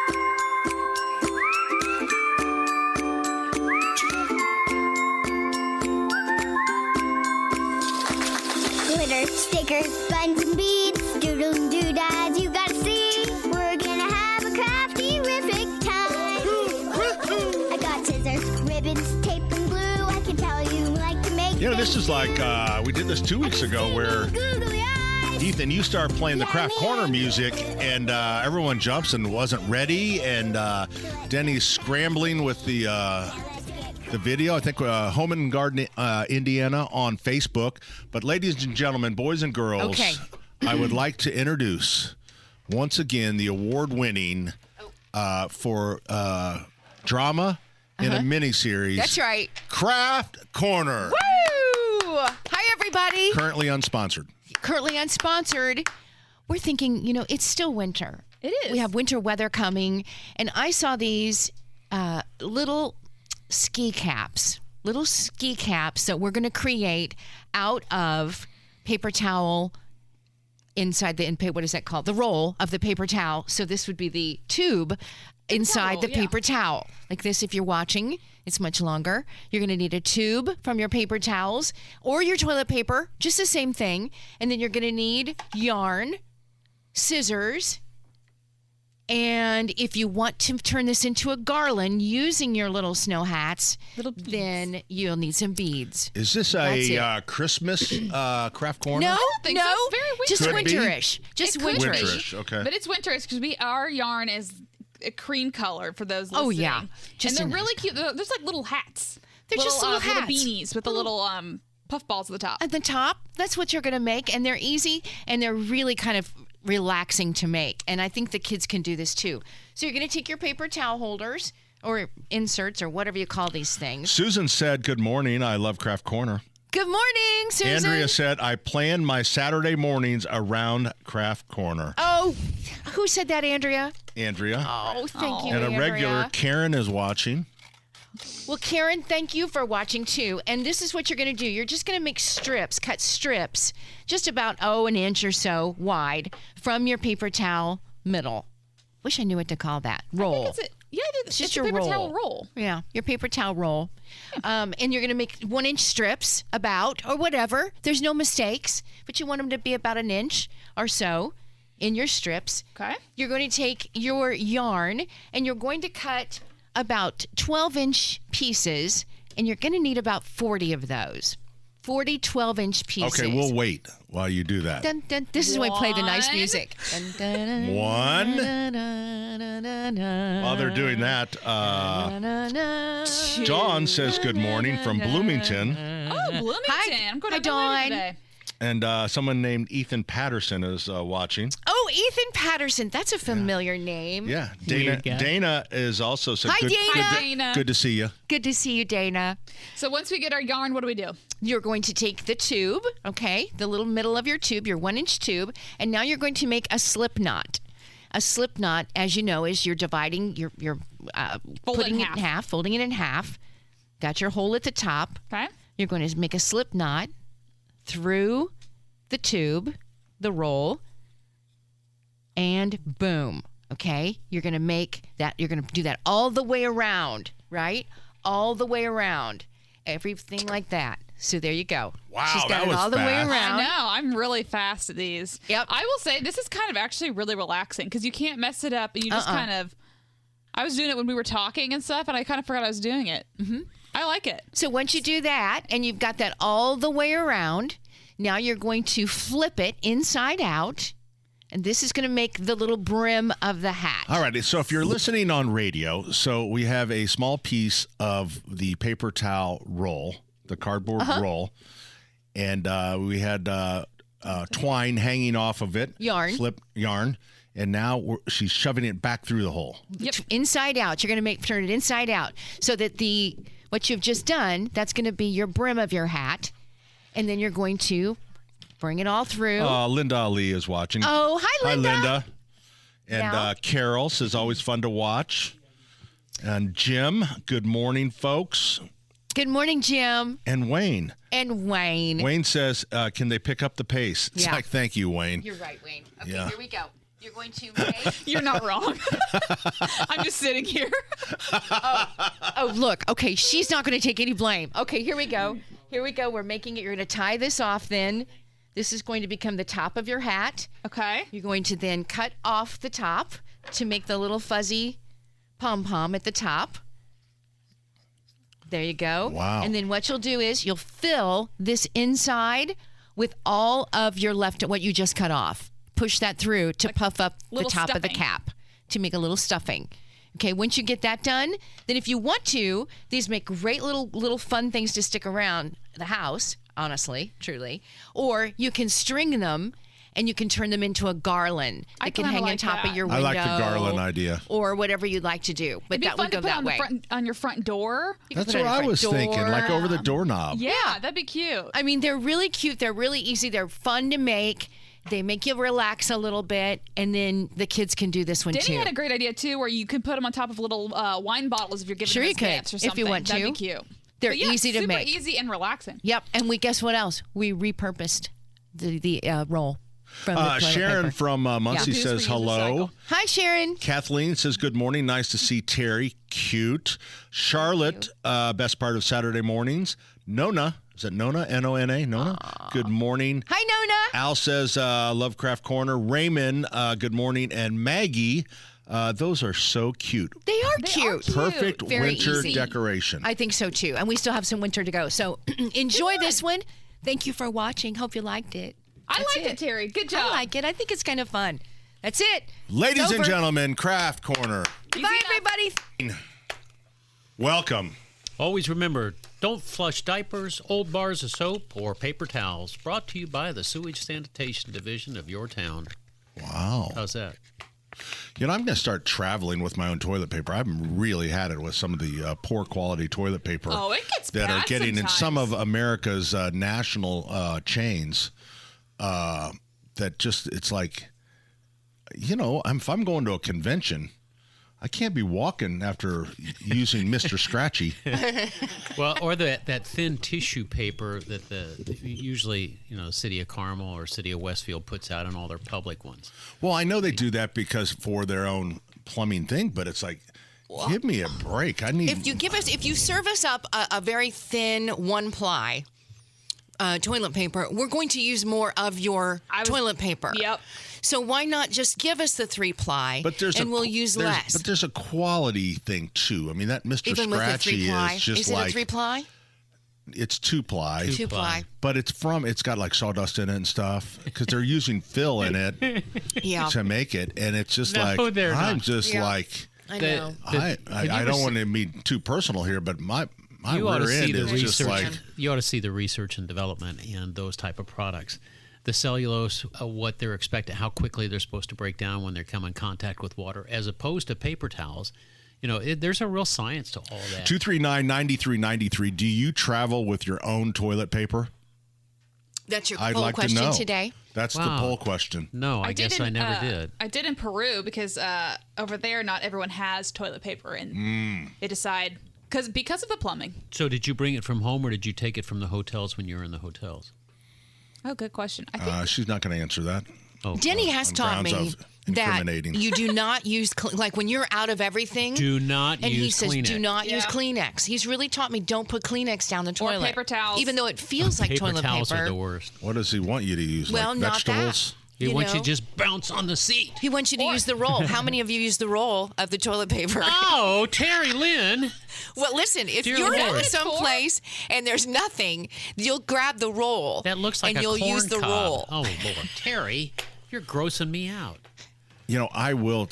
I have to think it would admit soak that up that much. I have really become a fan of the bidet. I know you have. Have you got one at home? Yes, He loves it. I do love it. I got a new toilet seat for my birthday. Oh, Oh, nothing says I love you like a new Bemis or a Beneke toilet. did. Was that from your husband? Uh-huh. David, call me.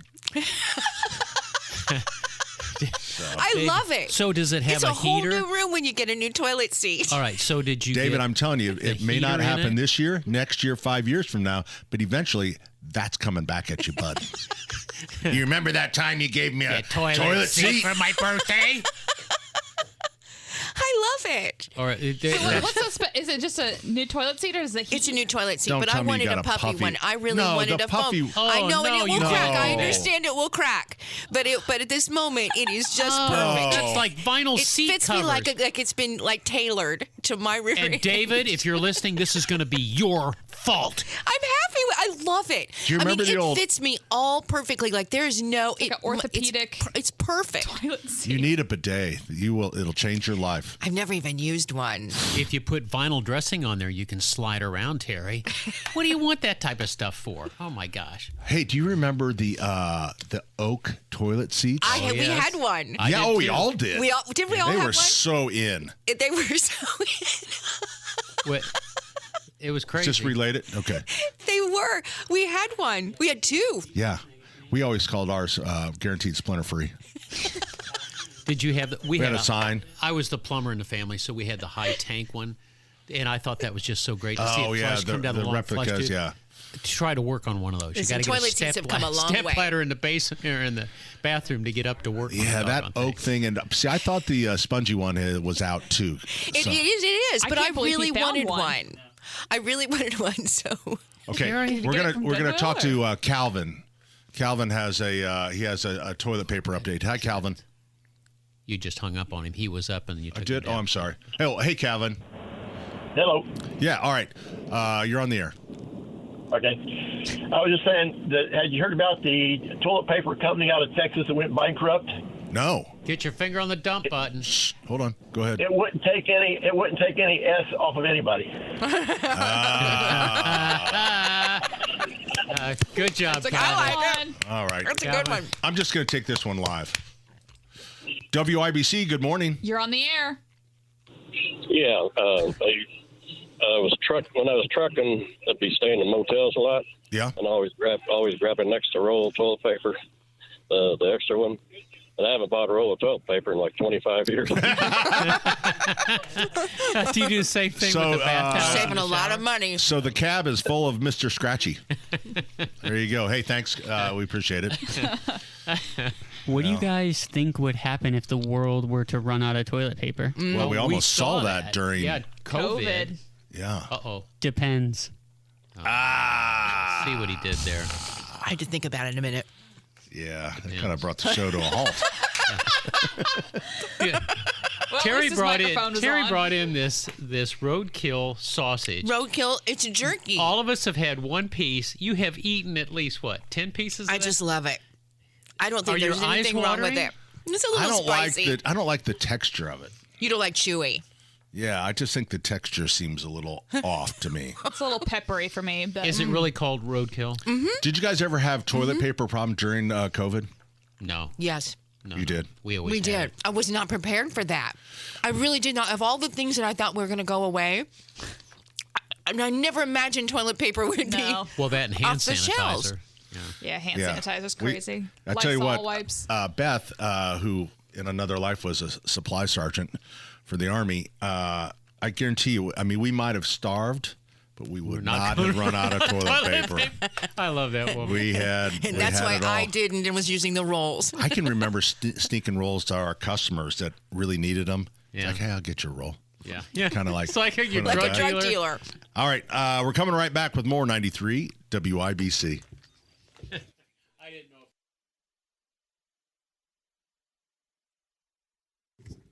Hi, Sasha. Hello, I saw you panic to No, I was to just, quickly put on the headset there. so panicked, we he have this panicked. idea that we wanted to bounce across to you because we respect your opinion. All right, now turn the volume down on your headset So, just a little bit. We think that there's a lot of people that want to protest something, but yet it's not a big enough. I mean, there's not a big enough following, but it's very passionate to somebody. Okay. So we were thinking about having a protest without a cause. Without a cause. Oh. So it would just be, we would have the signs, the slogans, hell no, we won't go. and then everyone would just show up with their own cause, so it'd be kind of a potpourri. Yeah, like 2, 4, 6, 8. Yeah. We will never cooperate. I see what you're saying. Yeah. To kind of be inclusive, to people that are hurting out there, because there are no marches for their cause. So, and I think, right, we have the radio station, we have the circle. Mm-hmm. At least half of it. I mean, Terry, this isn't as good as the Lunch Lady Cook-Off. I know. One day. I guess I kind of like this idea, but is there a way that we can maybe screen some of the people? Because if they're coming for like a neo-Nazi protest, right. I feel like they've already got a cause. See, this is your news center brain. This is exactly. I wouldn't have thought about that. I would have thought fun-loving, beer drinking. Yeah. Get rid of roll down windows in cars, Yeah, see, I'm totally fine with those types of messages. I just think maybe didn't think about about somebody the hurtful skinhead showing crap. up. Mm-hmm. Okay, so anyways, we have this idea for a Lunch Lady Cook-Off. Okay. The protest thing is out. Okay. So we're going to take over the circle, and we are going to get lunch ladies from actual schools. And they're going to prepare their favorite school lunch. That's right. And every penny that we make from this particular day will go back to the schools to help pay off some of the student debt on their lunch bills. Simple and easy. I actually love that. Yeah. I think that's a great idea. I think it'd be great. Yeah. You just charge $10 to get in, get some sponsors to. Yeah. Well, and especially if there were any international lunch ladies, then maybe we could also have them make something from their home country. We could really expand it and the international lunch lady division. Maybe we should have that particular division since we've become, we're a melting pot. So maybe we could. I was thinking more more, I guess I was going down the memory trail. Sure. Oh, they could, classic, that's true. Like Salisbury steak. The pizza rectangles. Yeah. Right. Not squares. Not round. Rectangles. Hey, let's do a time warp here. Sasha, how much was lunch when you were buying your lunch at your cafeteria? How much? So I always packed my lunch, Okay. but I think the kids who actually bought it outright, I think it was $3 or $4. Pat, how much was yours when you were buying lunch? I really think it was $2.71 sticks in my. Terry Lynn, how much? Do you remember how much it was? It was, I don't know. I really don't recall because your parents would buy the card, the tokens, cards. Right, the little cards and so maybe I don't know how much it was Speedway, we had to bring the money. There was no, coinage or anything, but we would bring, it was 40 cents. And I still remember on Tenderloin Day, which was a big tenderloin. Yeah, you could buy 2 tenderloins for 80 cents. Oh. It's so funny because 40 cents a you're day. Kind of the age group. I thought you would have actually brought in grain or something to a sack, sack of grain. Well, we did bring in peanut butter and jelly. In fact, I ate peanut butter and jelly all summer long on the plumbing truck, and I couldn't wait till fall. Did you actually ride a horse to work? Baloney.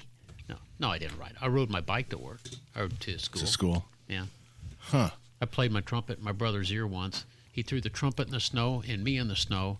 And I went to tell Mom that Tommy dropped me off and didn't take me to school. And she found out what I did. And she says, "You're riding your bike." And there was an inch of snow on the thing. You know what, Sasha? The thing is, if you work with Denny long enough, everything pretty much comes back to his brother Tommy being mean to him. Oh, yeah. So if you didn't get the reference, it's like we used to actually have a theme song that every time he talked Little Rascals. The Little Rascals, we'd start playing if he started talking about getting beat up by Tommy.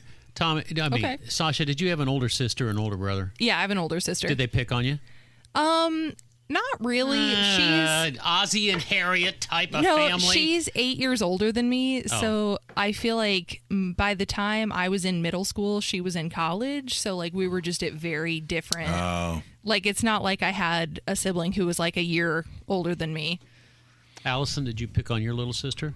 Never. Never? I would say that Liar. I was more aggressive toward my sister than my sister was toward me. Oh.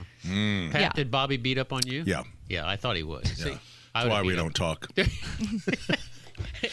No. Thanks, Sasha. No problem. Yeah, thank you, Sasha. Anytime.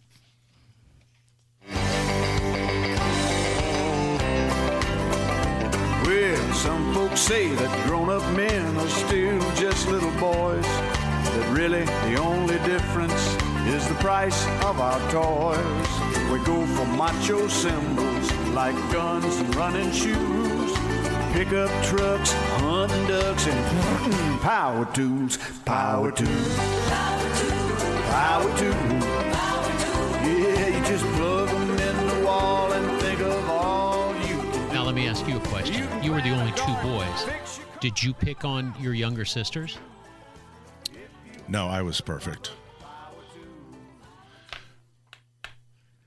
So Bobby picked on you, but you didn't reciprocate and pick on We just anybody. want to know about Tommy. Tommy, My brother. Tommy, if you're listening, I always warned you that someday I'd get back at you. This is how I do it. Tommy beat on me like a drum. And he was always, Eddie Haskell type when Mom and Dad caught him. Well, he was bothering me, Mom and Dad. I like to think of myself as a very kind and gentle child. I was like I was kind of like, my mom used to call me like the family dog. Snickers. Where do you fall in the front family? of the TV. I'm the third oldest. Third oldest. Yep. So you have an older sister and an older brother. Yep. And I have 4 younger sisters. People always go, "Hey, I know your sister." It's like, everybody does. Which one? Of the how big is the Sullivan family? How many people are in the Sullivan family at this time? My, I mean, are we talking about 50, 60? Okay, Probably so at least my side. So the Sullivan side. So there was 7. My parents had 7 children, and then 28 grandchildren. And now there is, someone will have to text me how many. They don't listen to the show. Why would I say that? But there's, I think, 38. Oh, 38 grandchildren. of you? Oh, my gosh. Wow. So that would be the equivalent of Becky and Andrew. That 38 of those? No, 28. 28 of those. 28 of those, and then maybe 38 more. Oh, my of gosh. the 28. You're getting closer to 70, Pat. Wow. Have you ever done the big family picture where every family wears a different color? I'm not sure. Dad, I know the grandchildren, the 28 are all numbered. They all know their number. Do they? Yeah. Oh, they're very that's proud cool. of their number. They have shirts with their number. But I actually have you ever seen like in football where they send in the play and the quarterback has, that's what I have when I go to a family thing. You have I have a that's quarterback a playbook thing on your arm. on your wrist. Yeah, On your to wrist. see what kids and what their names are and What stuff. grade they're in. Yeah. Yeah. Works Great out pretty idea. well. So, yeah. That's How about you? awesome. How about you? Family size? Yep. Small. Small. Yours is big. You have a decent sized family, don't you, Allison? I would say small to average, maybe. Yeah. Yeah, I would say small to average. Yeah. Denny? 3 kids, 8 grandkids, and now the grandkids are getting ready to get married and stuff and all that type of stuff. So we'll see where It's it goes from growing. there. It's Ethan, growing. how many kids in your family? Are you a big family? No, I'm pretty small like you. Okay. Do you have any siblings? Stepsister. Okay. Grace Smith, greatest around. Grace Smith. Grace Smith. Yeah, Denny's child. Hey, what was the name of your buddy that came in that did the musician stuff? Nick's, what was his Dan? Oh, the Nix? guy that you brought in here? Dan Nix. That was a stranger? Have he and his girlfriend Grace or whatever it was, did they get married yet? I think so. Did they? Yeah, All Dan Nix. Dan the Nix. Dan Nix band. The Dan Nix NIX, band, that if was you're right. looking for a big band, they have all different ensembles. Right, and Grace was a teacher at St. Pius? Yeah, Yeah. but I think she's pregnant now. And, be careful now. And raising the kids at home. That's not funny. 'Cause that was it's very funny. That's just a couple Is that weeks a Catholic joke? No. Oh, just like For the big size families, I saw this at the Boat Sport and Travel Show, and I just think this is awesome. You know, there have been days that, in my life that we have rented a houseboat. And houseboating has become really popular since COVID. That's so fun. And there is everybody goes to the same lake in Kentucky. Lake Cumberland. Or But this Kentucky guy, Lake. or North Lake, there's a couple great down there. But this particular houseboat, stays pretty much at the dock unless you want to actually attach the motor and take it out. It sleeps 20 and it looks like a wow. house. And you Wow. could actually rent it or you can buy it. And it stays in this spot along a mile with these other houseboats. And again, it is just, houseboat it is like a regular house. Why wouldn't you It want looks to take it nothing out like on the the water? houseboat. Yeah. You can take it out on the water, but they said most people just want to be on the water. Well- They just want to, and then Get a take their lake toys house. out. They take their toys out and go out on the water. Yeah. Seems like you should just rent a lake house. That's why I'm with you, A Pat. lot more money. Oh.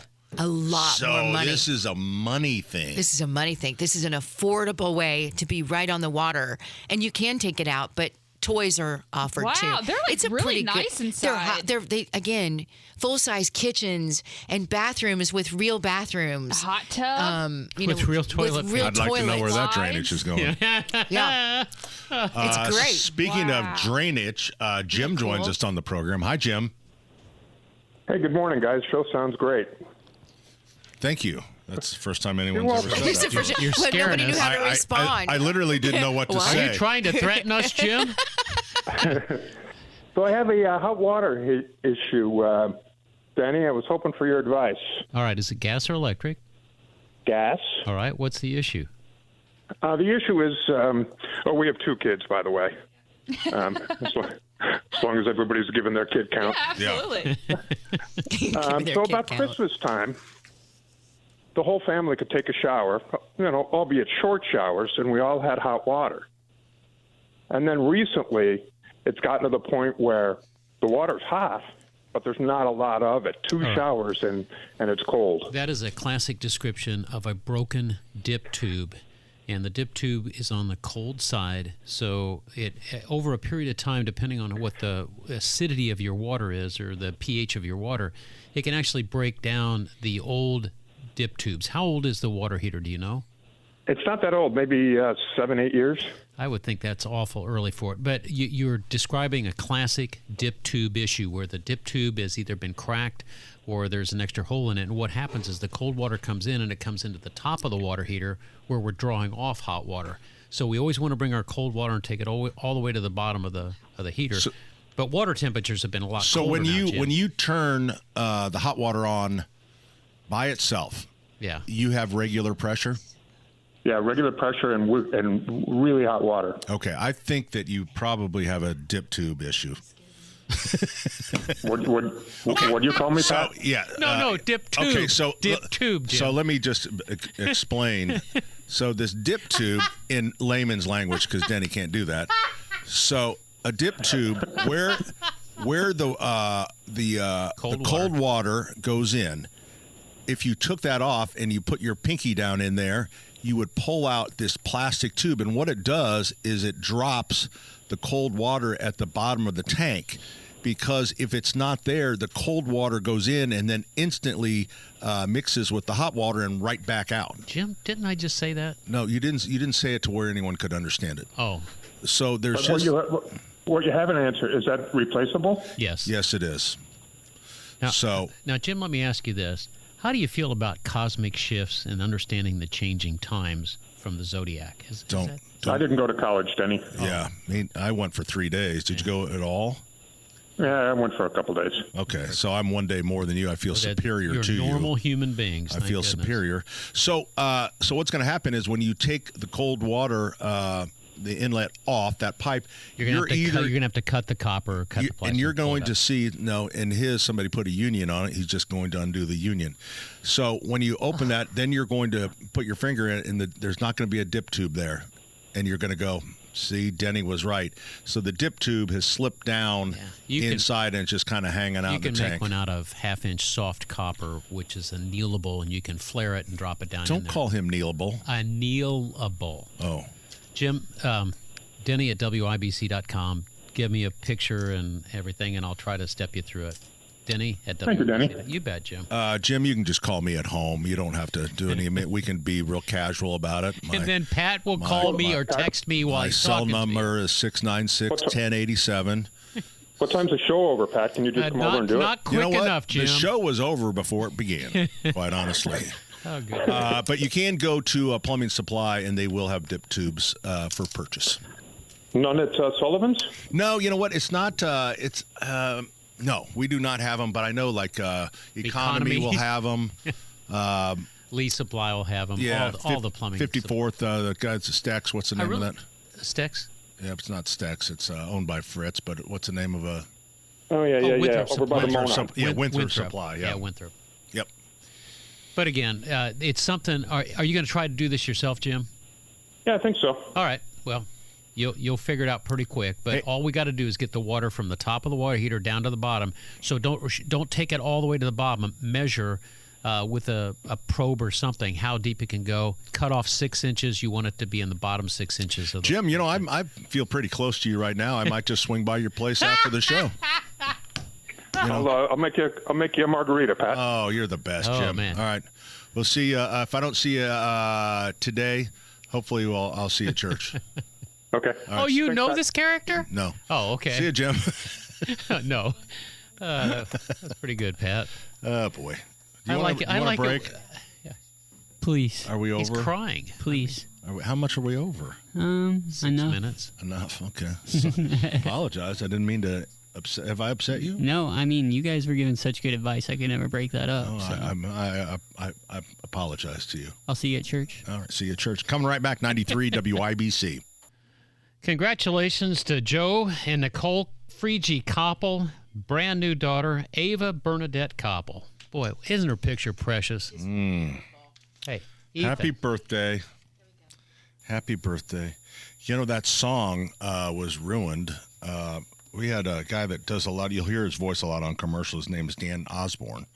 And Dan is getting new knees this week. But that song that you just played, because he does all the voice work for our trains.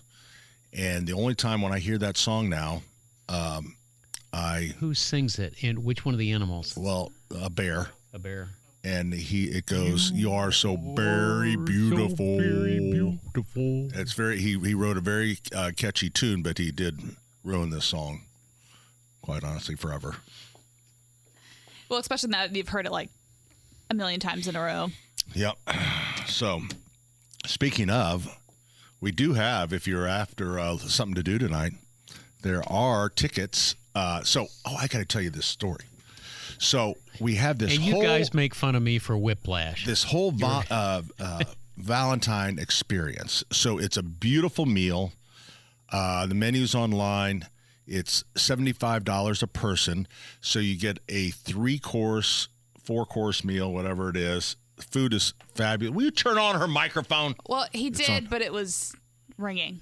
Oh. We're working on it. Sorry. I'm sorry. You can apologize to him now. Okay. Sorry. So anyway, don't apologize to him. He can't even turn on his own mic. So you do that, then you get on the Love Train and you go on a incredible 8-minute ride on the Sullivan Express train down through the Bear Concert Hall, through the grocery. So that's a lot of fun. A lot of our animals are playing songs that you'll know. Some of them we allow the young kids, like the raccoons, are playing something called Milkshake. There's a train in the store. Milkshake. What is that? A nasty song that? No, it's just it's a catchy pop song. Okay, so the raccoons are playing Milkshake. My milkshake brings all the boys to the yard. Oh, okay, great. Oh, because they like milkshakes. Okay, that's something. There's something What, strange ice cream? about that. Strange about ice cream? I think that says something to do with their because to grow up a little bit. my daughter Becky said we chose that song because the way the raccoons move their heinies. Yeah, they do like to shake their heinies to the song. So, but anyway, so then you go to Cupid's cocktail. Lounge. Cupid's Cocktail Lounge, live music, but you also get to spin the wheel, not the bottle, the wheel. And so there's prizes, $5 gift card, up to $40 gift card. There's mystery bags. So, but before you go there, there is one of our staff, one of the young guys, says that he will. You can rock, paper, scissors, and if you win, then you get 2 spins of the wheel, so you get 2 prizes. All right? Okay. Follow along. If you lose, you still get 1, but you don't. No, if you lose, you're done. Oh. You get nothing. Is it working now? Yeah. Okay. Good job, Ethan. Ethan did a great job. So you walk Ethan up. was just punching buttons. You walk up to the prize wheel. They challenge you to rock, paper, scissors, or you can just take your spin. Okay. This gentleman did the rock, paper, scissors, and he won. So now he gets 2 spins of the wheel, okay?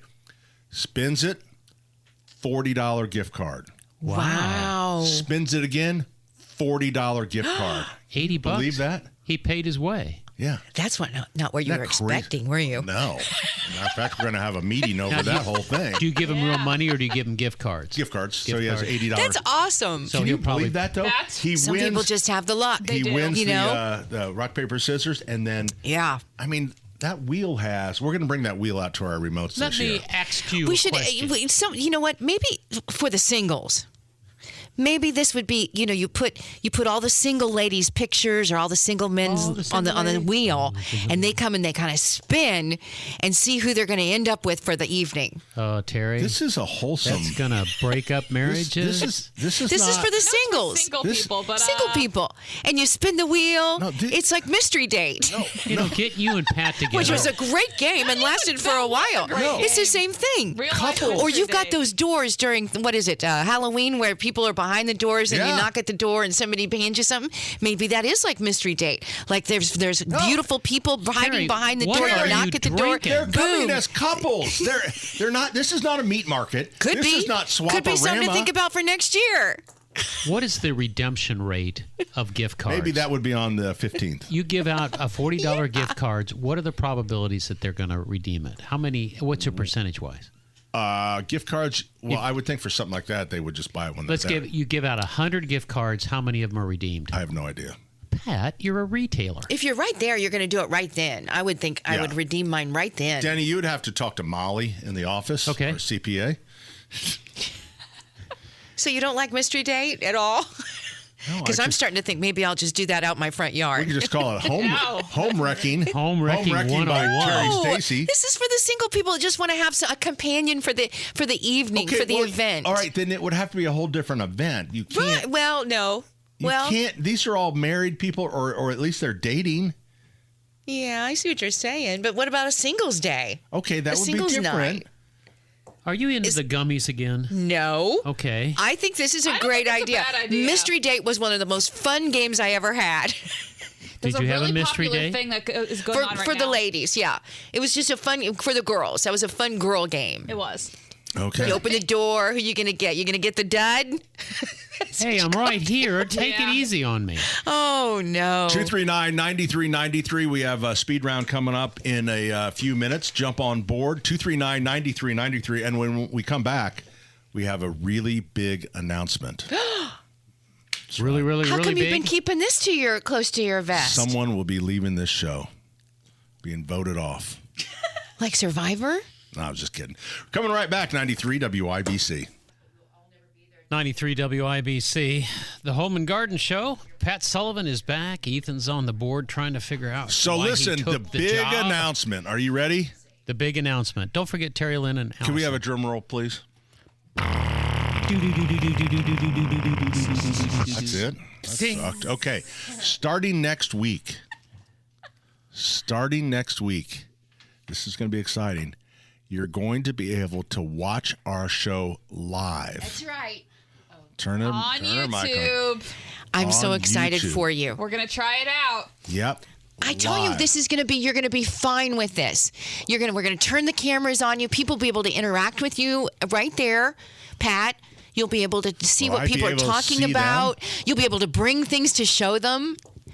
And you're going to love it. She's so enthusiastic. I hate it. She hates the camera. I hate it on Sundays. But I really, for you guys, I really want you to do this. So we only have 2 cameras. Yeah, you're going to be fine. So why don't you move over to where Denny is? I'm happy. I get to be seen on Sundays. That's fine.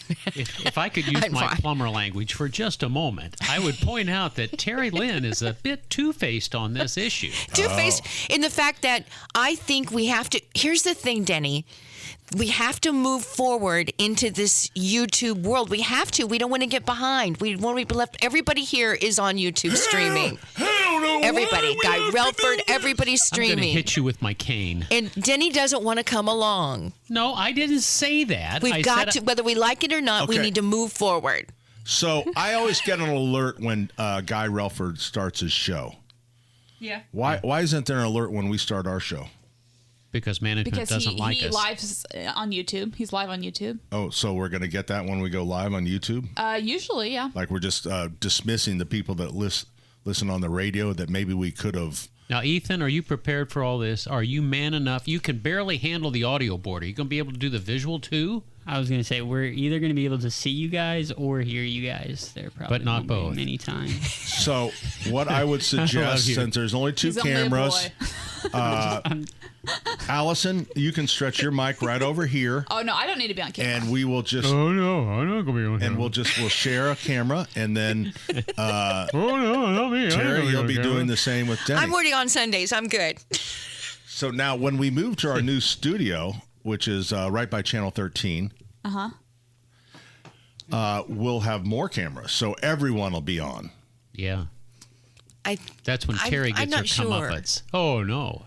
Oh, Denny, I know you're upset about this. I'm not upset. Don't put those words in my mouth. Whenever I'm you- just What's the saying word? Really not that I upset. listen to you scream and cry and You know- water and puke all you Sunday know- afternoon or Sunday morning. You This know- isn't on me. It's on YouTube. You know when his voice goes to the pitch of the little girl, he's Goes upset. up No, an wait a octave. minute. I He's didn't know upset. whether to call Terry or Tommy.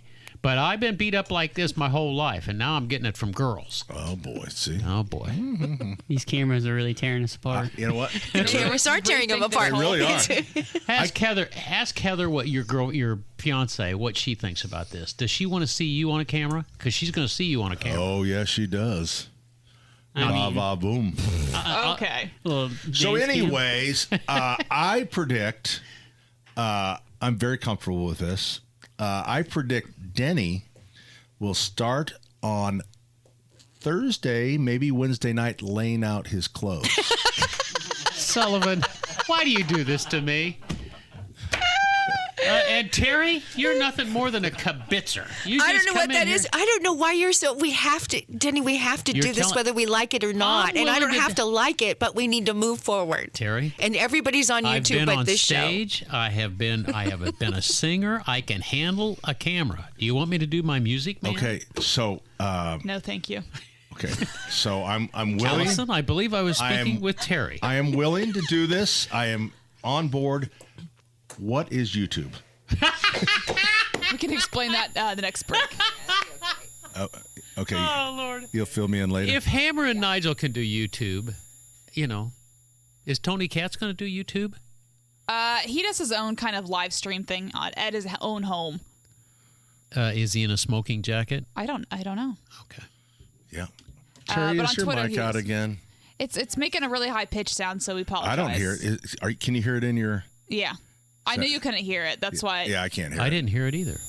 There, I hear Now that. I can hear that. it was like that, but a lot softer. Well, yeah, there's no way I can. Danny, your hearing's a lot better than mine. I would have thought you would have heard that. I heard it the second time. I didn't did hear too. it the first time. I did too. 239-9393. We want to get. We have our. What do we Speed call round. it? Speed round coming up. We're going to talk to Charles real quick. Then Have you finished any of your sentences today? No. Well, God bless all of you and everybody in the radio land, and an extended Super Valentine to all the women of the world out there, and especially those angels right in the studio, and Sasha included, of course. You know, Charles, I hear from my sources that you're a bit of the ladies' man. It depends what to say. I've had women would walk along and point at me and said, "Look at that kisser." And that's an old Stooges joke. Yeah, I know. But, matter of fact, the price of popularity. I've had people get me confused with Brad Pitt. Of course, people can be confused easy too. My younger days, I used to look like Mel Gibson. And now I look like Mel Brooks, but that's another story. You know what? Anyway, Boy, he was ready for that one. I'll make it real quick because I know you're pressed for time here and stuff. You were mentioning, earlier, real quick, one of my favorite jokes, and Terry will like this one. Why did the turtle cross the road? Why did the turtle cross the road? We had to stop at a Shell station. And even worse, why did the chicken cross the road? Why did the chicken cross the road? Well, she heard there were a construction team going to lay a sidewalk. All right, I've got one. Anyway, serious though, but you were mentioning all the families. Charles, I got a joke for you. What did the chef give his wife for Valentine's Day? What did the chef give his wife for Valentine's Day? I'll play Mr. Knight. Hugs I and don't know. quiches. What? Go ahead, Dan. Say it again. I said hugs and quiches.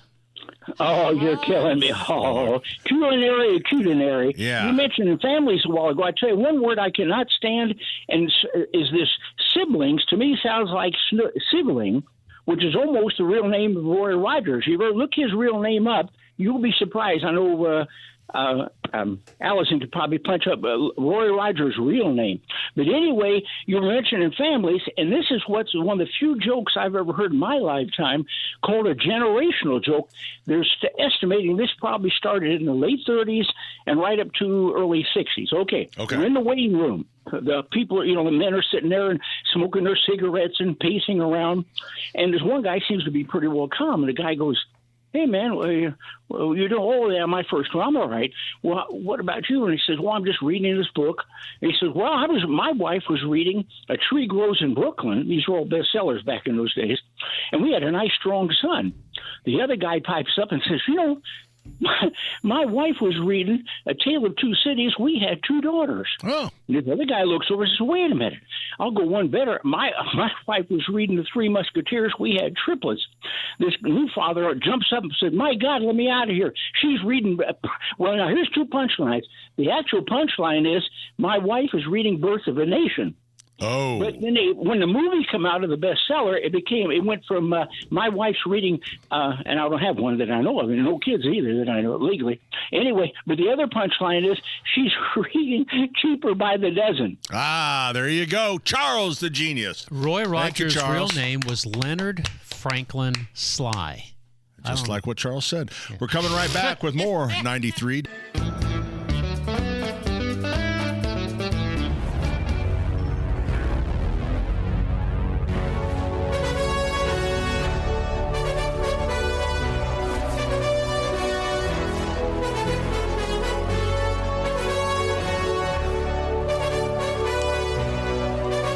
What started as a very, very rocky show. A bad joke.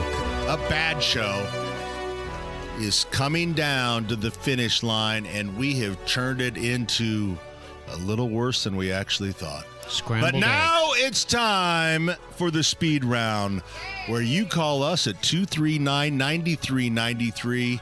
We won't even screen your call. We'll take it live on the air. You give us your question, we'll give you a quick answer. We had one caller, and he hung up. 239-9393. Speed Round is brought to you by Thompson Furniture and Mattress in Columbus. Great pricing on Lazy Boy, Indiana-made Smith Brothers furniture, mattresses made in Indiana, and maintenance-free outdoor furniture, Pat. Free delivery up to 75 miles. It's ThompsonFurniture.net. Who's ready for the Speed Round? Who? Well, I think we all were, but our caller hung up on you. 239-9393. So anyways, back to, you might remember in the first segment of Hour 1, I was talking about sea turtles. Yes. And I was talking about straws, and one straw gets stuck in a sea turtle's nose, and it changes the world, the way we drink our sodas. Yeah. So, and I was explaining the same thing about fertilizer, where everybody protested at Home Depot over phosphorus in fertilizer, when the farmers that need the phosphorus to produce our food. So anyways, back to the sea turtle. So the research has shown there's this big, what do they call the big plastic, they have a name for it, that's floating in the ocean somewhere, that's miles and miles and miles long. The big plastic floating thing? Yeah. It's like an island. Yes. Track so island. anyways, and quickly because we have calls, but it's not straws. They said I think it's a big number. I don't want to throw out odd numbers, but it's fishing nets. Plastic fishing nets, but we don't go after that.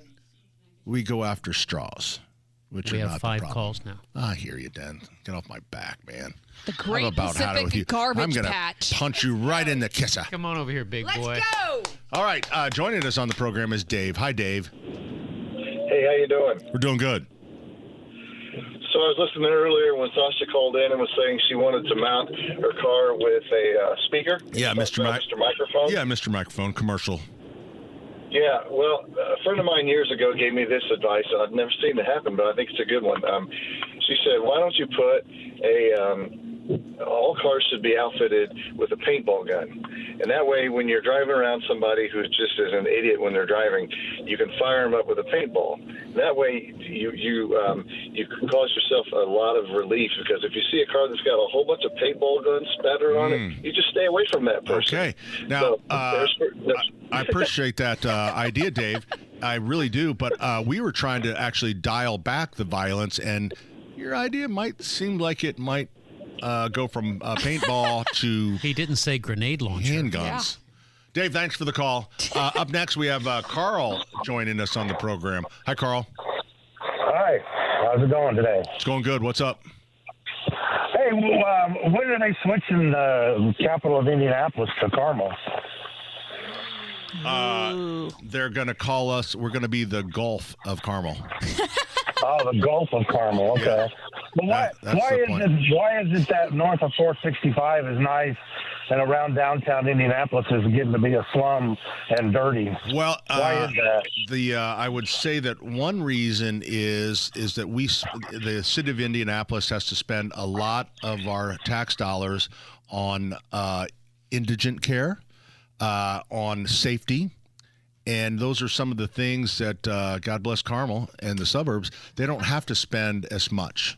So they don't, you know what, the last time the Carmel SWAT team came out, it was because of a pothole. And they surrounded it until the street department got there and actually patched it. Made national news. Yeah, national news. True story. Brian joins us on the program. Hi, Brian. Hi, guys. What's up?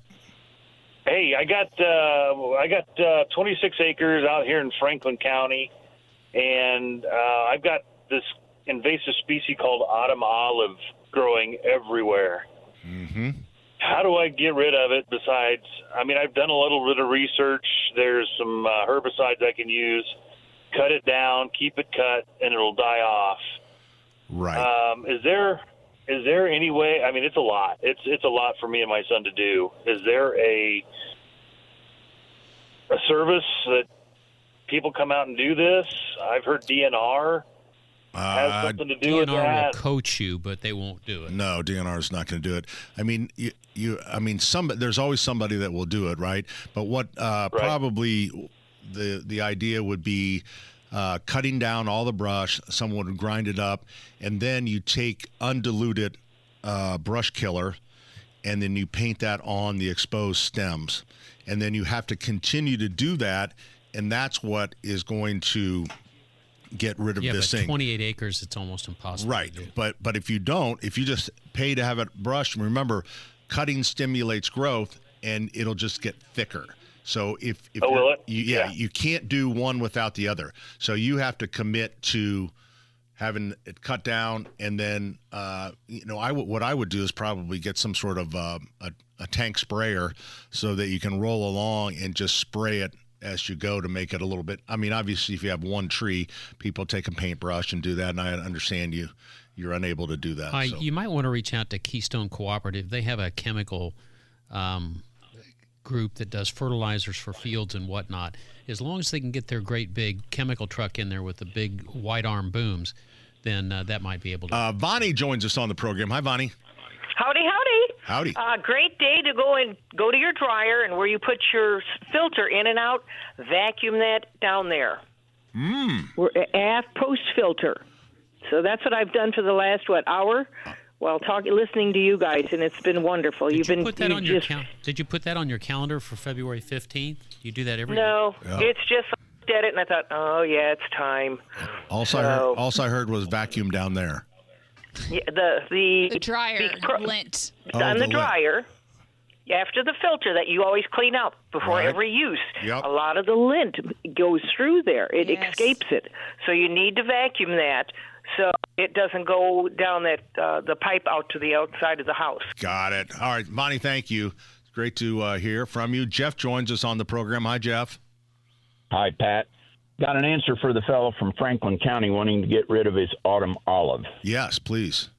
He needs to contact his county USDA Service Center. Hank Kimball. Go to the Natural Resource Conservation Service. Okay. They actually will help cost share the removal of those invasive plant species, and there are companies who will come out there, either apply foliar herbicide or sometimes a forestry mulcher head on a skid steer that will grind that stuff up, and when it resprouts, it's much lower, maybe waist high instead of, over your head.